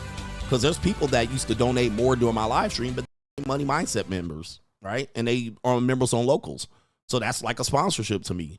They don't get acknowledged on a daily basis on the show, but they made the extra step so they can donate less over here, right? They donate more over on the local stream. So that's the way it goes. That's the way it goes. Anyway, what do we got next? Crime and Law CGA. Okay, we got an update on the crime system here. Yeah, Crime and Law CGA. What is this right here? No, that's Good Egg, Good Egg. Okay, come on, man. What is this? Man, what kind of show is this shit? All right, and wouldn't you want me to have a better show? Right? No. You don't. You want me to make car videos again? All right, maybe I'll go back to making car videos. Crime and Law CGA. We had Rampage Jackson on the show earlier, but now we have his son. Update on Rampage Jackson's son, Raja Jackson. Apparently, he's been arrested. Shout out to KT King. We're not going to tell you that KT King snitched, but KT King made the rescue phone call for this man whose life was in danger by this crazy ass Nick. The real problem is niggerism. That's the real problem. Okay. Raja Jackson has been arrested on felony charges for a brutal attack on Syko Stu. A bond set at $50,000. According to the spiritual word, he's been arrested, charged with a felony after his violent attack on the wrestler. The incident, which left Syko Stu seriously injured, drew widespread outrage in the wrestling community. Authorities confirmed that Jackson is being held on a $50,000 bond. Now, we do have some people who say they support him. And it says you can't premeditate an assault and get off. All right. People saying no. $50,000. Boy, gonna be out in 8 hours because they got the money. And so forth and so on. I cannot show the video. But there's the other wrestler right there. And unfortunately, there's a very deep story. Okay. There's a deep story involved in this particular story that goes way beyond most people's understanding of what happened. People say wrestling is fake. All right. I love wrestling. I grew up on wrestling. All right. I don't know what they're doing today. That's entertainment, sports entertainment, but I love wrestling. But apparently there's some background footage from them backstage. I guess there was some sort of beef. There was a misunderstanding. Raja Jackson is not a trained professional wrestler. He was making an appearance because of his notoriety as a streamer and his association with his father, who was an MMA, UFC Hall of Famer. Right. And so they were like, oh, let's bring him in. But they brought him in there, and there was a misunderstanding. Raja Jackson took some things personally, all right? But the wrestler thought it was a shoot. I'm sorry, it was a work, which means a work would mean, hey, we're going to fake like we're going to fight over this situation. We're going to know there's some real heat. Heat means there's a real misunderstanding. There's a real fight. There's a real tension between each other. There's real heat. But when we get out in that ring, it's going to be a work. Which means we're gonna fake fight through it and fake settle it out for the audience to be involved. And then we can build some hype around it and maybe have a main event where we can draw some money. So there's real tension, but there's a work. And everybody that is involved in wrestling should understand this. All right. But when you bring celebrities in, they sometimes lose their mind and they don't realize it. And then they shoot, which shoot would mean they take it real. All right. So they go in the ring and they don't make it a work. They make it a shoot. So that's what Raja did. Right. Unfortunately, because people get in their emotions. And so Raja, this guy, they had real tension behind the scenes, which is legit. And then they got out in the ring and Raja still took the tension seriously. All right. So that's where he fucked up. And so KT King works for this organization. All right. KT King, shout out to KT King. He's been watching us. I don't know if he works for them still. The corporation actually went to one of their events. They do good production and they have some good young talent there and some lifelong wrestlers. But celebrities will go in there and unfortunately they'll get triggered. They'll get, guys will say things to them in a work. And they'll call him this and they'll call him that. And that's what you'll see the footage of, possibly this guy calling a lot of disrespectful names to Raja. But that's part of the work, right? That's part of what they're doing to sell to the audience, that there's some heat. So if anybody looks at what the other guy said to Raja, people think that he really meant that, but he didn't really mean it. He was just working the audience. He was just working the storyline. And that's what celebrities, or what we would call normies, don't get, is that, damn, he talking shit about him. Hey, man, he gonna get him next week. But Raja jumped into the ring and went full niggerism on him. The real problem is niggerism. That's the real problem. All right, so he went full niggerism. Now, again, people are saying Rikishi's parents, which are connected to the Samoan legacy family of the, I think the Anoa family, if I'm not mistaken. This is Rikishi's organization. There being claims that they took advantage of the situation, knowing that there was real heat, but they did nothing about it, even to the point when he was beating up the other guy. Even the other wrestlers jumping in the ring, they were kind of stopping it, but they were still kind of doing some work. All right, they weren't stopping it in a way where they wanted to really stop him from whooping the other guy. So you seen the referee take a back stance as he was developing hitting punches, right? You seen even the other wrestlers try to come in there and stop him, but they were jumping him like it was a wrestling match. All right. The Anoi, did I get the family wrong? All right, I need to acknowledge them. Sorry, the Anoi. Okay. So even when the wrestlers jumped in the ring, they were hitting them with the stomp, the stomp punch. They were trying to whip him into the ropes and give him a goddamn Tito Santana forearm burrito, right? They was trying to whip him in, give him the slingshot suplex. They weren't really like laying him in hard, you know what I mean? Pause. So they really weren't stopping him from doing what he was doing, and they was allowing his nigger rage to go crazy to the point right here. And I can't drop the link. I'm on Streamlabs, KT. So you'll have to send it right here in the chat because I can't have you jump on. But KT King knows what happened. So in my opinion, KT King knows more. Maybe you could do a show on this, KT. In my opinion, Raja went crazy. Okay. And that's why he got a felony. Anybody that thinks he unfairly got a felony because he's black, right here, is wrong. You're dead ass wrong. He assaulted that man in there. Right? He assaulted that man because the man was still working, right? He wasn't shooting. And I don't know if he would have beat up Raja Jackson to begin with. He was bigger than him.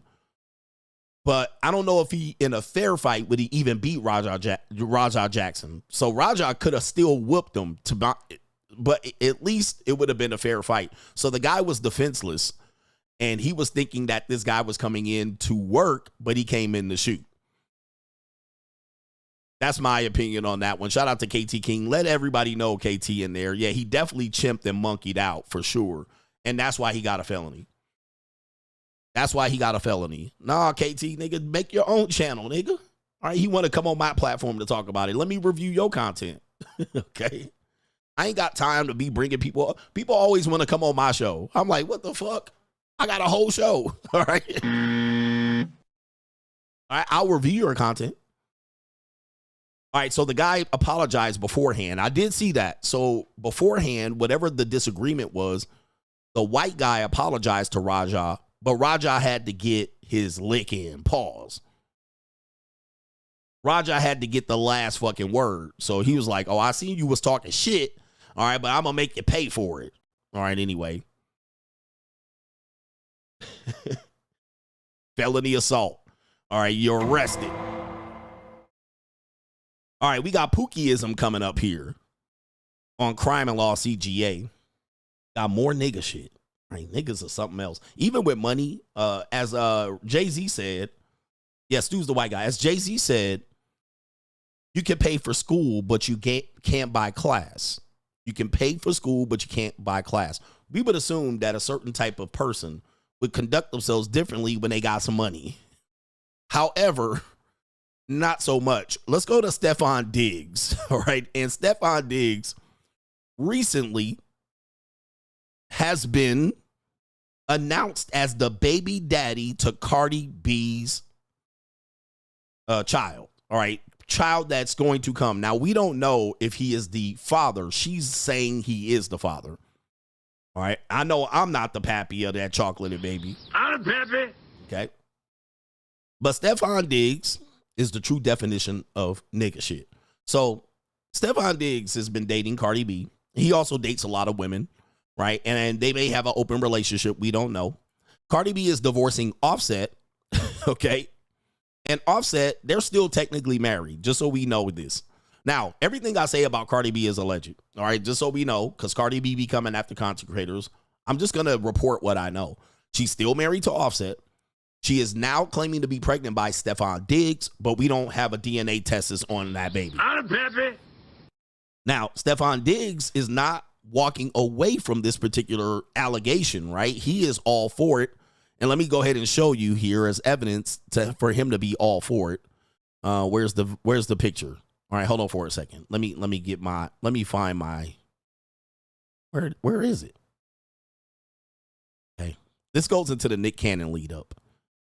Okay. Where's the damn thing here? All right, here we go. All right, I might have to look it up. We'll do it live. All right, fuck it. All right, my bad. We'll do it live. Okay. No. We'll do it live. Fuck it. Do it live. I'll write it and we'll do it live. All right, so here it is right here. Stephon Diggs tells Cardi B, "Let me heal you," after the divorce from Offset. This was reported September 17th, 2025. The rapper opened up about her man. All right, so there it is right there. Out of all the women he can get, you impregnated Cardi B. I mean, that's a fat L already. I mean, he got a lot of women, all right? He was on a boat, allegedly, with some Pink 2C and a couple of women, allegedly. All I say is it's alleged. Okay?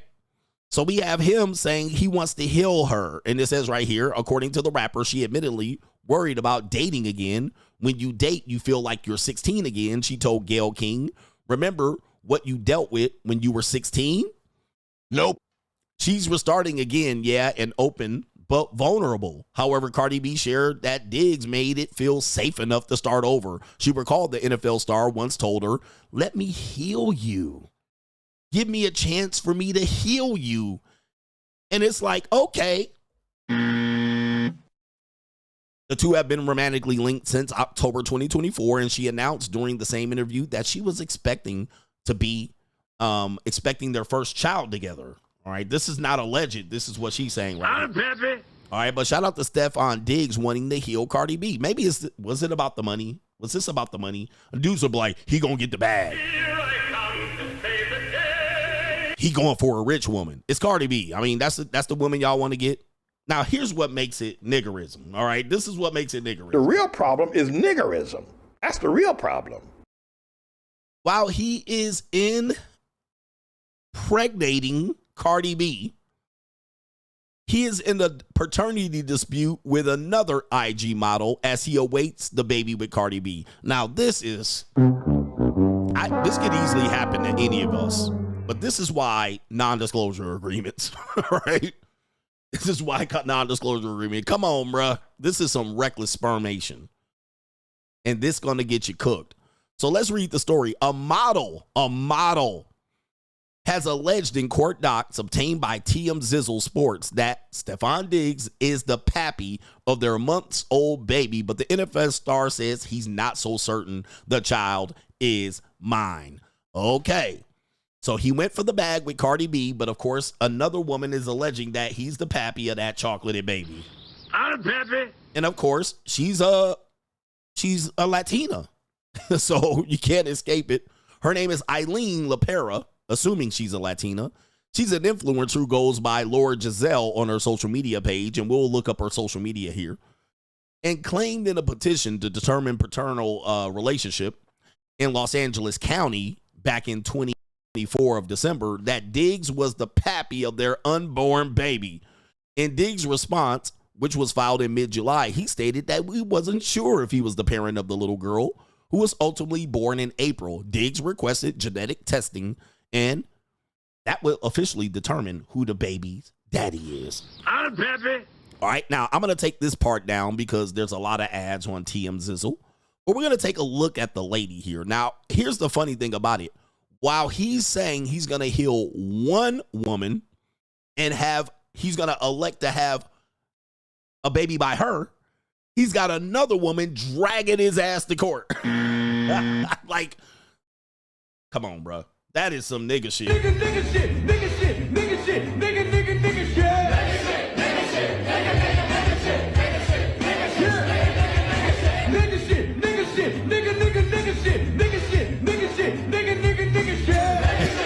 All right. So, I mean, and this is a Cardi B clone. I mean, this is broke Cardi B. So, you literally got the same type of woman. This one is a little bit better, and she put that baby all on Al Gore's internet. So, you got one woman here, all right? She broke. You're trying to distance yourself of paternity. And while at the same time, impregnating a married woman. And you ain't trying to get a DNA test out of her. You're healing the married woman that you impregnated, but not this Instagram strag.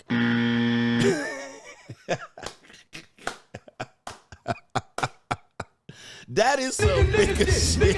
Nigga shit, nigga shit. Woo, nigga shit, nigga shit, nigga shit, nigga shit. Hey man, this is some nigga shit. All right, damn. All right, why you ain't trying to heal this bitch? All right, and judging by the looks of that baby, you the baby daddy, man. I'm Pepe. You the baby daddy. All right, let me pull up Stephon dick. Okay, hold on for a second. All right. Yeah, bruh. You did it. That's yours. Ring the bell. Ring the bell. I say you the pappy. All right, without CGA determines you're the father. I'm Pepe. All right, but Cardi B's baby. Oh, I'm going to heal you. Let's have a baby together. I'm Pepe. All right, goodness, Lord have mercy. You definitely the pappy, bro. I don't think you need a DNA test, sir. I mean, I might be the pappy. All right, so here she is right here. This is an upgrade from Cardi B, except that she's broke. But she got that baby all paraded around Al Gore's internet. And, she looks like she has other kids. That looks like a daughter right there. Oh, boy, so she's a single mom. Oh, BBL. I mean, this is a better Cardi B, to be honest with you, looks-wise. Oh, boy, she does have kids. Damn, these niggas, man. All right, but of course, one night, all Roski, and now you the pappy. And she looked like she got kids from by other niggas, too. All right, but she about to get major paid. See, look, uh-oh. Is that Pookie? Rodamez is in the building. That must be her brother. All right, but here's the thing, man. Most of these girls, you see these Instagram girls, y'all think they can't reach celebrities and get that 15 years of child support, that 20 years of child support, but they can get it. They can get it. And all they got to do is do this, and they can get it. And dudes be in the DMs, and yes, when you got money, they will get knocked up, bruh. All right, they will get knocked up. All right, but my question is, why you not claiming the kid? Like, the kid is out. You're getting a DNA test. You requested it through court records. This would be a simple slam dunk, all right? I'm Pepe. All right. It's a slam dunk, all right? If you ain't the daddy, we could have the DNA test results at least in 6 weeks. The problem with this is, and we're going to get this with Nick Cannon, guys. I mean, you done knocked up a married woman, and you're claiming it. I mean, let me just say, this is going to be a lateral move, all right? Whatever you're going to pay to this woman, this is why niggas, again, let me clue you in, because what niggas are going to say is, well, he getting a bag with Cardi B. He's going to be paying, I don't know, 80 grand a month in child support. Based on his contract. Well, he's kind of down on the downslope. He can't really hold on to teams right now. He's on the end of his playing career. Right? If I'm not mistaken, he's been on 3 teams in 3 years. Right? Maybe 4. I know he was with the Patriots now. I know he was with the Buffalo Bills for a minute. The Minnesota Vikings, if I'm not mistaken. I might have it wrong. All right, so he's at the tail end of his career. So his career earnings are about to dry up like the Sahara Desert. He better get a podcast. He better get a podcast or get on Shannon Sharp's podcast. But whatever his earnings are at this particular point are going to be used in the child support. It's Los Angeles County, and he's not even claiming the kid, so I'm assuming he's going to get no custody out of this. He's with the Texans, the Vikings. Was he at the Patriots? Maybe I got the wrong guy. All right, maybe that's his brother. He can't file for 50-50. He's cooked. All right. He's already disassociating himself from the child. So he's not getting 50-50. Okay. He was with the Vikings. Was he with Buffalo? The Texans? All right. And then the Patriots. Yeah, that's 5 teams in the last couple of years, right? That's in the last 5 to 6 years. So where I'm looking at this is he's not getting 50-50 custody. He doesn't even have time for 50-50 custody. Then he also is on the boat with 2C, allegedly. And then he's with Cardi B and that kid. Where is he going to get 50-50 custody? So he's already saying, I don't want nothing to do with this woman and this kid. He's probably took no part in the pregnancy or the pre-prep. The baby has come. I don't even know if he's seen the baby. So he ain't getting 50-50, but he's in Los Angeles County on a contract, and they're just going to go right to the Disso Master at 100% custody for her, 0% for him. He better be healing the hell out of Cardi B, because Cardi B going to have to come up with some of that child support payment. All right, that's where I'm at. So that's where the conversation is. I want men to understand, it don't take long for your funds to dry up like the Sahara Desert. All right, he has a huge contract. We'll look up what his contract is, but because this is a crime and law segment, we want to see what guys have to do. Well, he got a rich girl. He getting the bag. This is going to be a wash. And I'm assuming Cardi B is not going to give him $80,000 a month. All right, and I'm just being facetious about the $80,000 a month. It could be $25,000 a month. What if it's Offset's baby? That would be actually best. That'd be a terrible news. All right, for anybody. That'd be bad for Stephon Diggs if it's Offset's baby. All right, let's look at his contract at this. He's 31 years old, which is not good for a wide receiver. All right, and especially a journeyman wide receiver. And apparently his contract with the Patriots, 3 years, $69 million, including $26 million guaranteed. All right, so we know if the NFL, the Patriots can cut him today, and depending on his contract, he could get no additional money past the $26 million guaranteed. All right, so he got a signing bonus at $12 million. You guys know these contracts are not really good in the NFL. All right, it's not really good. He's got a base salary of $2.9 million, fully guaranteed for this season. All right, and much of his money has been paid out. All right, right. So the money he has, much of it has been paid out. I've learned this on Deion Sanders' contract. It's when they give you guaranteed money and they give you a signing bonus, when they start them paying you your base salary, the checks are small. The checks are hella small. So it says he got $26 million, but he got $12 million up front. So that's whatever that money's left is, that's what's left. Then the checks start coming in. That's 2.9 over 16, 18, 20 weeks. We'll do the quick math. All right. Somebody do some ninja math on that one. 2.9 for this season. Okay. 2.9 divided by 20 payments. That's $145,000 a month. $145,000 a month, and then that's taxes out of that, right? Taxes in every municipality, city that he played in. He might be taking home $90,000 a month. Now, okay, you took the taxes out, $90,000 a month. All right, you're left with $90,000. Now, let's take the child support out of that. Take that child support.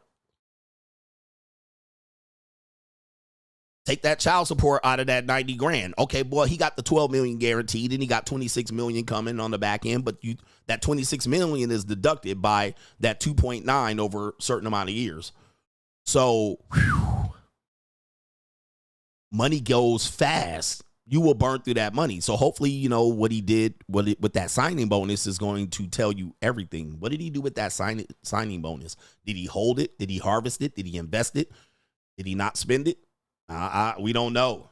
All right. So you take $90,000 per week per month to play in the NFL over this year, over this season, $90,000 a month, but you take child support out of that. If it's 25 to 40, 50 grand, woo! And yes, hopefully he has endorsements, but NFL players don't really get good endorsements because they got helmets on. All right. So nobody really, like, if you see an NFL player doing an endorsement, they got to be in their NFL jersey, or they got to be in a look like a football jersey, a mock jersey, or nobody will recognize them. They'll just look like a nigga. All right. So they got to have a helmet on, and they got to have some gloves or a fake jersey or a real jersey. So NFL players don't make great endorsers of products. All right, the top guys do, the top 5 or 10 guys. But once you go national, all right, you talking about a national endorser, all right, they don't make good national endorsers because they're unrecognizable without their helmet and jersey on. They're just like a regular guy, all right? They're like 5'11", look like a regular nigga. Yeah, you got to be a quarterback. All right, you got to be a quarterback and maybe a top wide receiver. All right, but other than that, all right. All right, so now, whoo, all right, this is bad news for him long term. Not only that, the child is now born in the year 2025. If you take child support in Los Angeles County and you go 18 years, you're looking at the year 2043. Ugh. 2043. He's going to be paying child support to that woman to the year 2043. Phew. Like I said, he better start that podcast. All right. Start your podcast. Get your podcast money up. Run that bag. Ay. All right. The year 2043. I don't even know what the year 2043. I'm in 2032 right now. I'm in the year 2032. So you got to protect yourself. That's 20, 30 a grand a year is going to be for to the year 2043. All right. So yeah, he got Cardi B. All right. But this woman about to get a check to pay for all of these other babies that she done had. And look at this, legs wide open on the boat. Oh my, this is your baby mama. Oh, the humanity. Oh no. And she gonna be living a life. And don't think she gonna take a pay cut. And do not think she gonna take a pay cut for it, man. That's why that's bad news. Offset is on the side sniggling right now. Because Offset came out and said no more marriage for him. He went free agent lifestyle. Shout out to Offset. Okay. All right. Shout out to Offset. All right. Offset said no more marriage, no more kids. Maybe he'll have kids in Colombia or Philippines or something like that. But hopefully Cardi B loves this guy. And that's why he may be running around town talking about he's healing Cardi B. Because he going to need to heal them pockets. Now, we know he got money left over from his career. We know that. But, man, this one woman going to get his ass. That's why he trying to get a paternity test.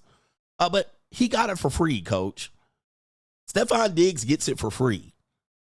Oh, really? Oh, really? All right. So, anyway, I want to see what, just really quickly here, and we're going to move on to It's an Evil World we live in. Oh, is this more crime and law? I don't know. Maybe we'll move that to an evil world. Yeah, we'll do evil world. I want to see what, can we name an NFL player in this child support? All right. Just to see what NFL players are paying in child support in Los Angeles County. NFL child support. Los Angeles County. We could take DDG potentially, but he has 50-50 custody, or he had it. Payments. LA County. Los Angeles. Remember, this is Los Angeles. Los Angeles don't play. Los Angeles don't play. All right, so we got, let me see here. Who's in Los Angeles? Well, we could take Anthony Edwards, but that really is a bad case because he wanted to pay $1,000. His payments were at $5,000. No, that's not it. That's not it. Cromartie, $3,500 each child. The more children you have, the less. We have a guy here, Blake Griffin, $258,000 a month, allegedly. Blake Griffin, $250K a month. This is to Bryn Cameron. He was ordered in Los Angeles to pay $250,000 a month. All right, let me see here. $20K a month for Terrell Owens. That was 13 years ago.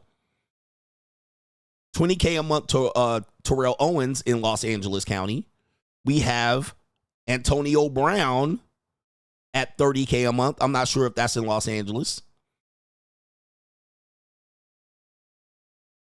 Just trying to do a quick sweep here. Andre Rison owed $184,000 in 2 states, so we can't count that. We know. Yeah. Yeah, so anyway, it's kind of hard to figure that out, man. But boy, oh boy, men don't pay. All men pay. All men pay. Oh no. All right. Yeah, Kanye West pays the most child support on anybody on record. They tried to get Elon Musk too, but Elon Musk said hell to the no. Let me see here. Yeah, they could get you real bad. Billy Bob Thornton. Somebody said he has some child support in Los Angeles. Billy Bob Thornton.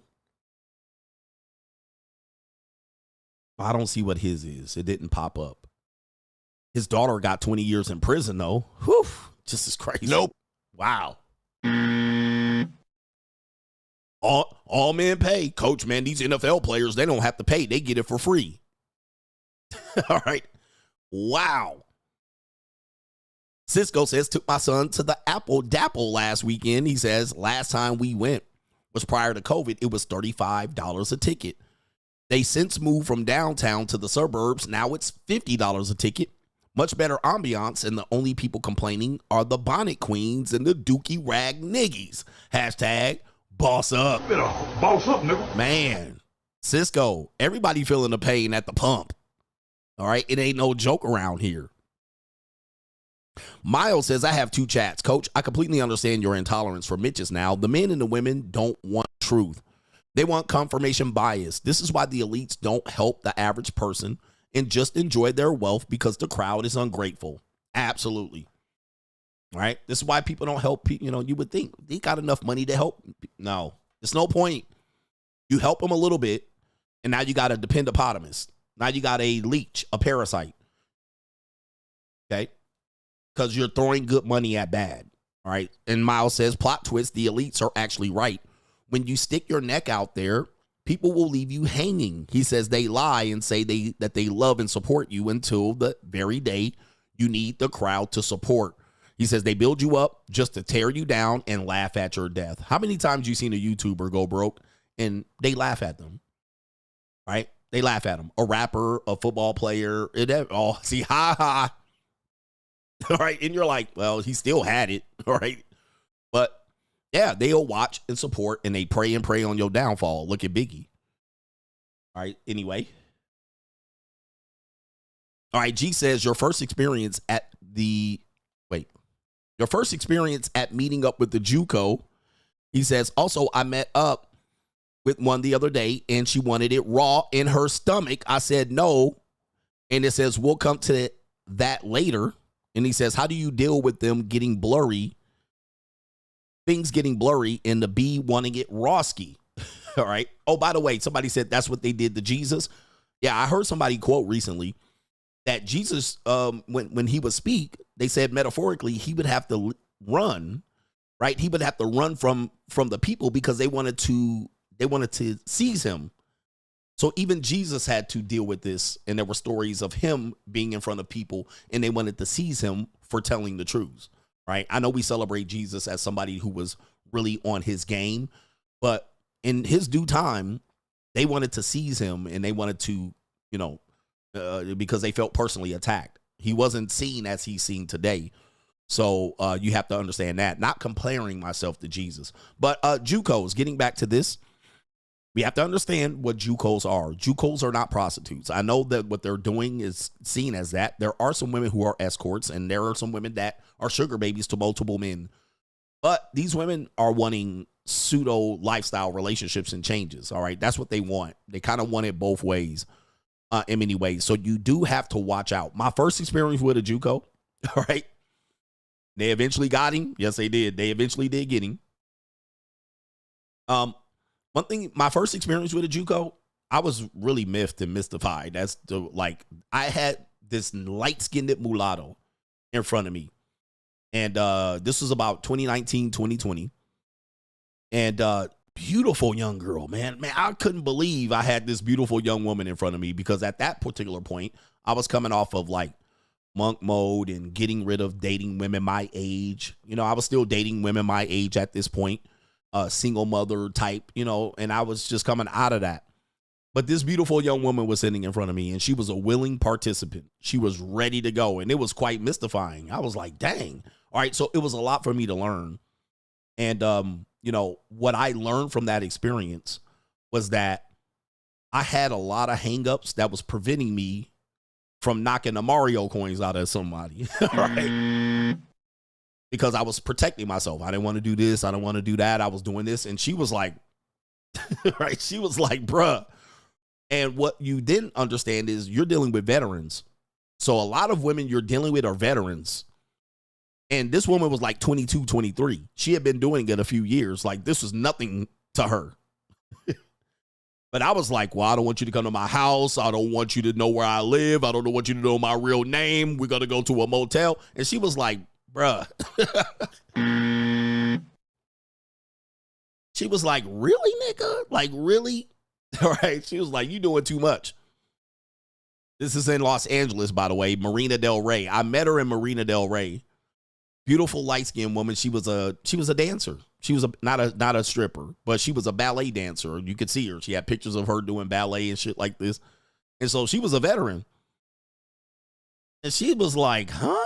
She was like, oh, man, this is too much, bro. Like, again, you going in with all of this right here, and I get it. You should go in very cautious. But she was like, relax, let me grab your dick real quick and suck you off right quick. All right, let me fix your meat real quick, and you can fix this my bind, all right? And then I can go back to school and so forth and so on. And I hit her with this. I was like, does your father know you're doing this? Okay, Daddy. I was her father at that moment. I was her father. I was like, does your dad even know you're doing this, going on dates with older men? She was like, pussy drying up like it was a damn sandstorm in her pussy. She was like, bruh. Yeah, man. Yeah. Does your dad know you date older guys? She was like,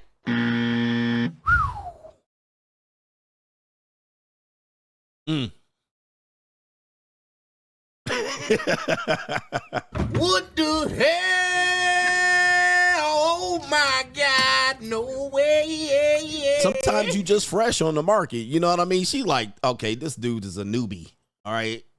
Know you're somebody's daughter. And man, dude, we turned every head in Marina Del Rey. We had everybody. We went to, was it Cheesecake Factory? I can't remember. Yeah, it was Marina Del Rey.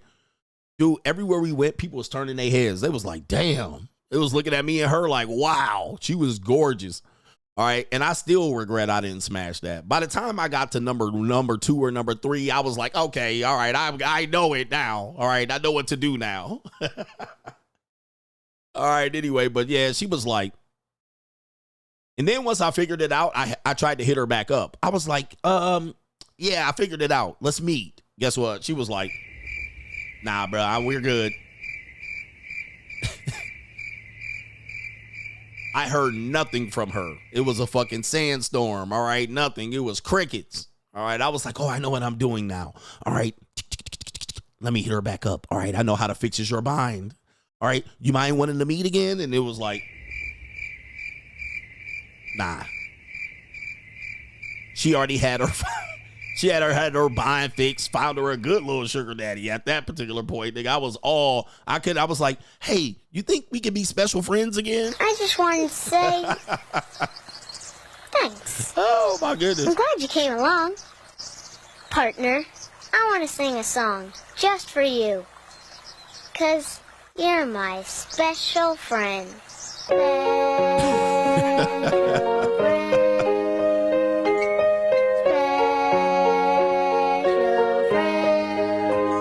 You're my special friend. Yeah, I couldn't reach back to that. Yeah, she thought I was the police, bro, because I was looking at her pictures. I would be like, damn, bro, I could have had that. All right, damn, man. Yeah. Yo, man, yeah, I understand it now. I get it now. I understand it now. Can I get a do-over? Can I get a do-over? All right, nope. Shout out to J Mac. He says, I'm a 31-year-old truck driver making 120 grand yearly. Newly single, about to start my monk mode journey. He says, I don't have much money. He says, as I want, yet with all of that say, he says, you selling NDAs, or is that a coaching call conversation? Just trying to protect my neck. Shout out to you. I have to get my watermark all over it, and then I'll be able to sell it. All right. Or you can get it for free, free template. Shout out to you. Catfish says thanks. And I believe I just saw a video that of you over there. G says, how do you go about STD testing at the JUCO? Do you make her show papers, etc.? Staying safe should be a paramount. Hit the like button. What's up for the weekend? I gotta ask y'all, why you don't ask? What's up, nigga? What's up for the weekend, nigga? Why you don't ask regular hoes for STI results? Because the regular bitches got STIs. Like, I don't know why this becomes like paramount. Then you start thinking about NDAs and STI results. Why don't you do this with regular girls? Because the regular girls are the ones that you need NDAs on. The regular girls are the ones least likely to want to sign them, and you got to force them to sign it. The regular girls are least likely to show you STI results. The regular girls are most likely the ones with STIs. Why y'all get so cautious when you're over at the JUCO? Okay, that's number one. That's number one. Why? Why is now y'all hyping it up? Oh, I need to watch myself. Ask a regular girl when the last time she was STI checked it. I guarantee you it was 3 years ago. And they fucked 20 guys in between that. And y'all don't ask them one time for an STI result. But y'all want to jump over at the JUCO and be like, I'm concerned about STIs. You need to be concerned about these regular whores with STIs. Okay, please. Don't make this what you think. Right? Don't make this what you think. Y'all doing too much. Check the regular bitches. Check them for STIs. Check them for NDAs. Okay, come on. Don't make it so hard. How do I go about it? How do you go about it with regular women?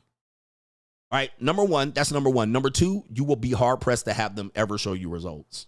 Okay, and men typically are often on the heels because women will say, and women have a right to be concerned. Women will say, well, I'm concerned, and I know you're out there, and I'm concerned about my sexual health. But they're the ones fucking. They fuck more than men, especially if they're the ones fucking. They're doing the most fucking, and they have the most sexual partners.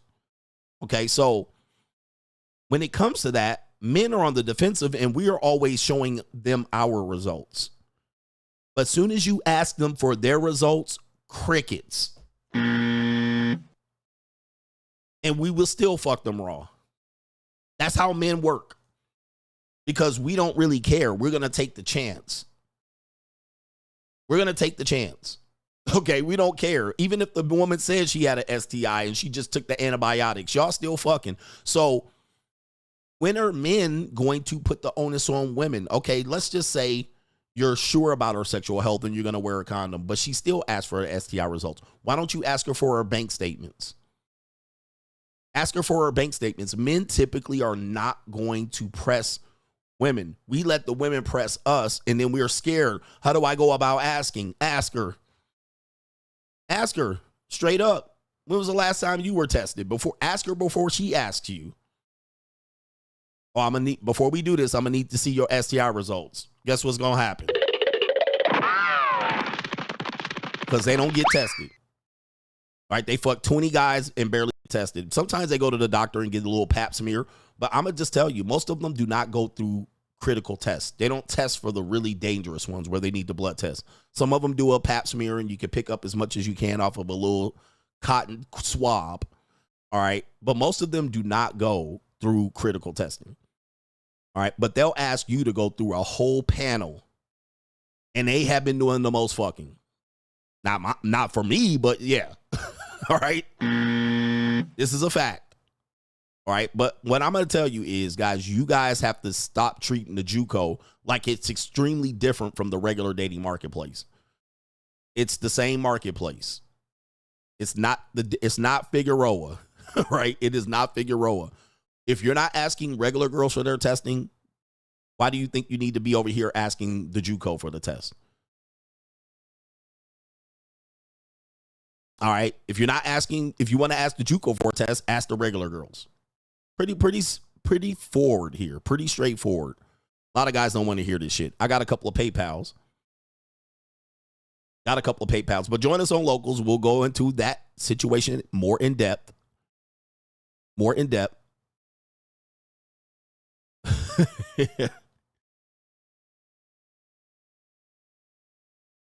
But dudes are really dudes are really scared. Like I said, I was more like mystified about it and concerned and looking for the police around the corner. None.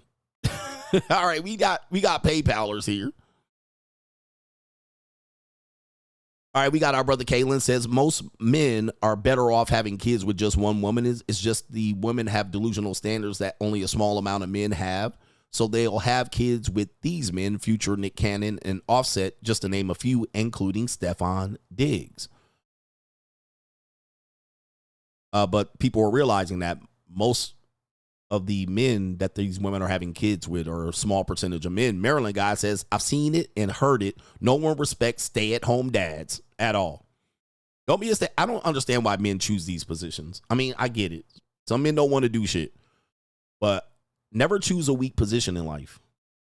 And when you choose to be emasculated by women and you choose to be cucked by women and you choose to be lifelong beta males to women, this is a hard ass life. Lance says fire content is always, coach. Mitches need slapping for their own good. And our space has been infected by Mitch, but I can't even call it our space anymore because I just can't associate with some of these philosophies going around. All right. Last one, Brayon says, I was just reading on Forbes magazine about a Nigerian immigrant named Tope Owantana who founded a software company and his net worth is $1.4 billion. It blows my mind that he came to the U.S. as a teenager and he's now 44 and worth $1.4 billion. Again, the minorities have figured out that there's a great opportunity here in America and that there's a vast amount of money. There's a vast amount of money. What people in America think is a scarcity. All right. And people are in survival mode. So everything is scarce. Women are scarce. Relationships are scarce. Marriages are scarce. Men are scarce. There's an attractive woman scarce. Right. There's money is scarce. There's only so much I can make. Black men only average $50K a year. This is all lowering the bar in your mindset. But migrants come over and go, do you realize how much money I can make? And do all of them make all that money? No, but there are people that come over here and go, there's no scarcity of money over here. There's no scarcity. Like everybody can have $1 million. Statistically, everybody can have $1 million right here. Everybody can have $1.5 million. And it's out there, but people have scarcity mindset. And scarcity mindset is detrimental to the man. All right. And we can understand why women have a scarcity mindset because they're scary. And their true position in life was really not to go out there and go get it. But shout out to the women who go out there and go get it. I'm not against women going out there to go get it. But men in general, and especially American men, and certainly the niggas have a scarcity mindset, right? They have an insecurity about everything. There's not enough Jordan shoes to go around. There's not enough attractive whores to go around. There's only a certain amount of time I can get attractive women, and once I hit 30, it's over for me, so I got to get them all now. All right? And then there's a scarcity model when men then pigeonhole themselves. Okay, I'm 45. I shouldn't date a 20-year-old. Scarcity. Go to the Philippines and try that. Nobody cares. There's no scarcity. There's no scarcity of Filipino women. Why? Because any man, foreign or domestic, can fuck an 18-year-old girl and nobody cares. But because you have scarcity, you can only take a woman. You're 45. You can only take a woman 35 to 40, 35 to 50, and she a single mom and fat, overweight. So there's a scarcity. You can't go down. Well, I don't know what a man would do with a 25-year-old woman. That's scarcity. That's people putting scarcity on you. You're a successful man. You can do whatever the fuck you want to do. But people are putting scarcity on you and restricting you. I can only date black women. Well, black women make up 7% of all people in the United States.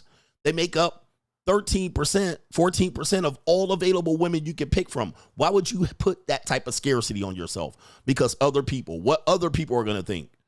Other people are going to think something, and these women are bad to me. That's scarcity. That is scarcity. So not only do you have an age gap, you're restricting yourself to a small population of women because what other people are going to think. Scarcity. So when you put scarcity on people, they end up feeling like they don't have enough out. All right. The average black man only makes $50K and I can only date women my age and my race. Scarcity. The minute you find a guy that doesn't have scarcity, people think he's weird and they shame you for it. You like white women and you like young women and you like women that you got to pay for. Scarcity. But I don't have scarcity. I don't have a need or a rush to get into a relationship. There's no scarcity on my side.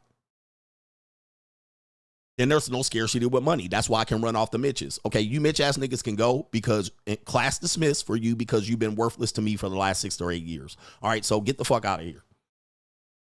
All right.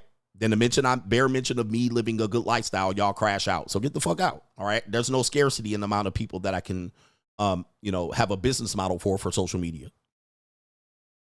Okay. I could take a small percentage of people and do well and get rid of the dead weight. Okay. So when you have scarcity, people, you can't see why a guy can come from Nigeria where he had scarcity over there and see opportunity over here, create a product and have $1.4 million. And he ain't been in the country more than 20 years. Okay. Try to avoid scarcity. There's no scarcity here. This guy right here has scarcity. Right here where he says, and you can be wealthy and have scarcity. So you can be successful. Right here. I'll just be a loser and get women. That's scarcity. I got to get them now. I got to get them here. All right. I can't get them other way, so I'll be a loser. Scarcity mindset. Just in case you missed it. It pays to be a fucking loser. So guess what? I'm going to be a fucking loser. Simple as that. You're a loser. You're literally a loser. You're a loser. You're not going to... I really feel like I should become a loser because it seems like losers get all the benefits when dealing with women. See, that's scarcity mindset. I can only get women if I'm a loser. 1.5 billion. Did I say million? All right, the guy has 1.4 billion, and he was here less than 25 years. Okay, I'm gonna be a loser. All the pookies get women, so I broke niggas can get women, so I'm gonna get. That is a scarcity mindset. That is super duper scarcity. That's why I argue against it all the time. Like, how would you, like, do you understand what you're telling yourself? Do you understand? That means you see no way out. You see no way out other than be broke and a loser? Put your life on the line where you got to fight for scraps? Put your life on the line where you got your pants hanging off your ass and you get shot for some hoes? How big of a scarcity mindset would you have to run around thinking like that? That is an insane scarcity mindset. Okay, let's get back to it here.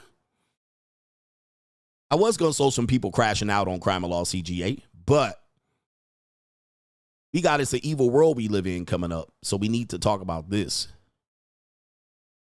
And people aren't patient. All right, people not patient.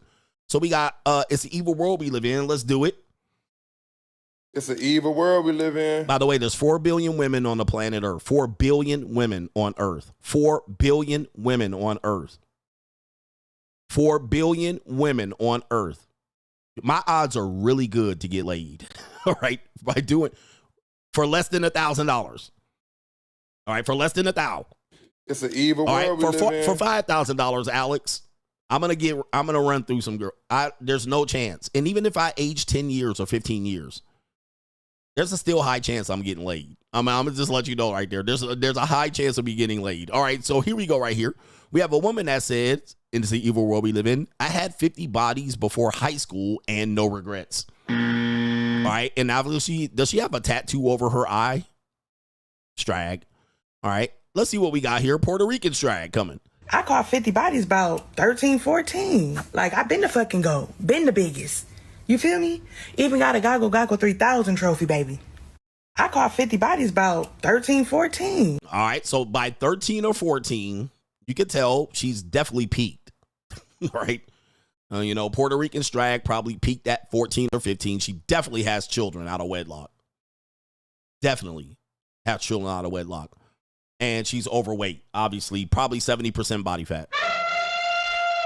50 bodies by 13 or 14. And typically, this matches the statistic of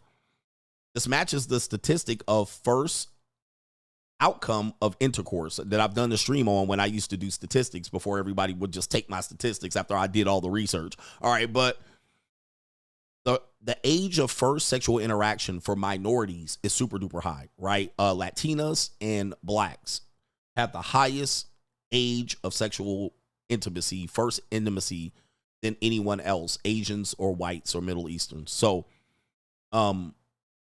these groups, typically their women start 13 or 14. All right. When you go to rural areas, southern areas, Bible Belt, same thing, 13 or 14, because people have more time than things to do. All right. Then when you go to impoverished areas, poor areas, people have more time than jobs. And so these people tend to fuck early. All right. And it does not mean that an adult got the punani. All right. Young boys are getting the punani. So 13 and 14, she's talking about 16 and 17-year-old, maybe 18 and 19-year-old boys smashing that.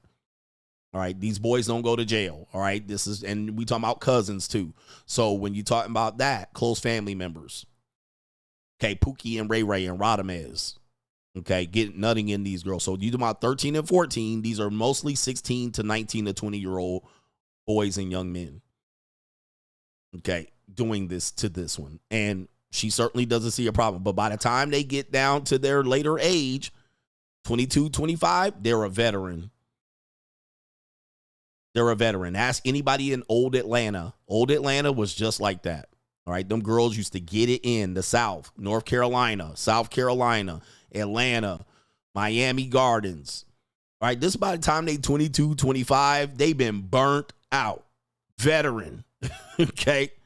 50 bodies by what? And she says she got no regrets. Like, I've been the fucking GOAT. Been the biggest. You feel me? Even got a Goggle 3000 trophy, baby. And look, she looked like she ain't got no teeth. Teeth all fucked up and whatnot, and she even got a trophy for it. That's mean there's nothing else she's going to accomplish in life. All right. Chicago, Cabrini Green projects. Project hoes. Somebody says, you mean the lowest year, not the highest? Not sure what that means, but probably. Oh, they have the lowest year. Yes, they have the lowest year of sexual first contact. First sexual introduction. They have a certain name for it. I done a show on it many years ago. But they have the lowest year of sexual introduction. And whites and Asians have the highest, meaning that they start later. It's not that much later, though. Asians and whites tend to start 15 and 17, and that's American Asian women. That's women born to American Asian families. Now, if you want to talk about Asian women in Asia, Asian women in the Philippines, it's still 13 or 14 and 12. All right. So Asian women in Thailand, Asian women in Vietnam, all right, those women have low ages too. All right. But Asian women that are raised by American families or FOBI families trying to give their Asian women a little bit of a heads up, they tend to have a lower age, around 17. And then also white women tend to be around 15 or 16. All right, that's their ages. But Latinas and blacks, 13, 12. And it's out there, just so you can see here. I don't have time to produce that show. That was a whole show. It's an evil world we live in. All right, and especially economically, poor, rural, southern, low ages. All right, what are we doing here? We have on It's an Evil World We Live In. Which one of these clips do I want to play? All right, so this woman's going to say this about hood men being fetishized.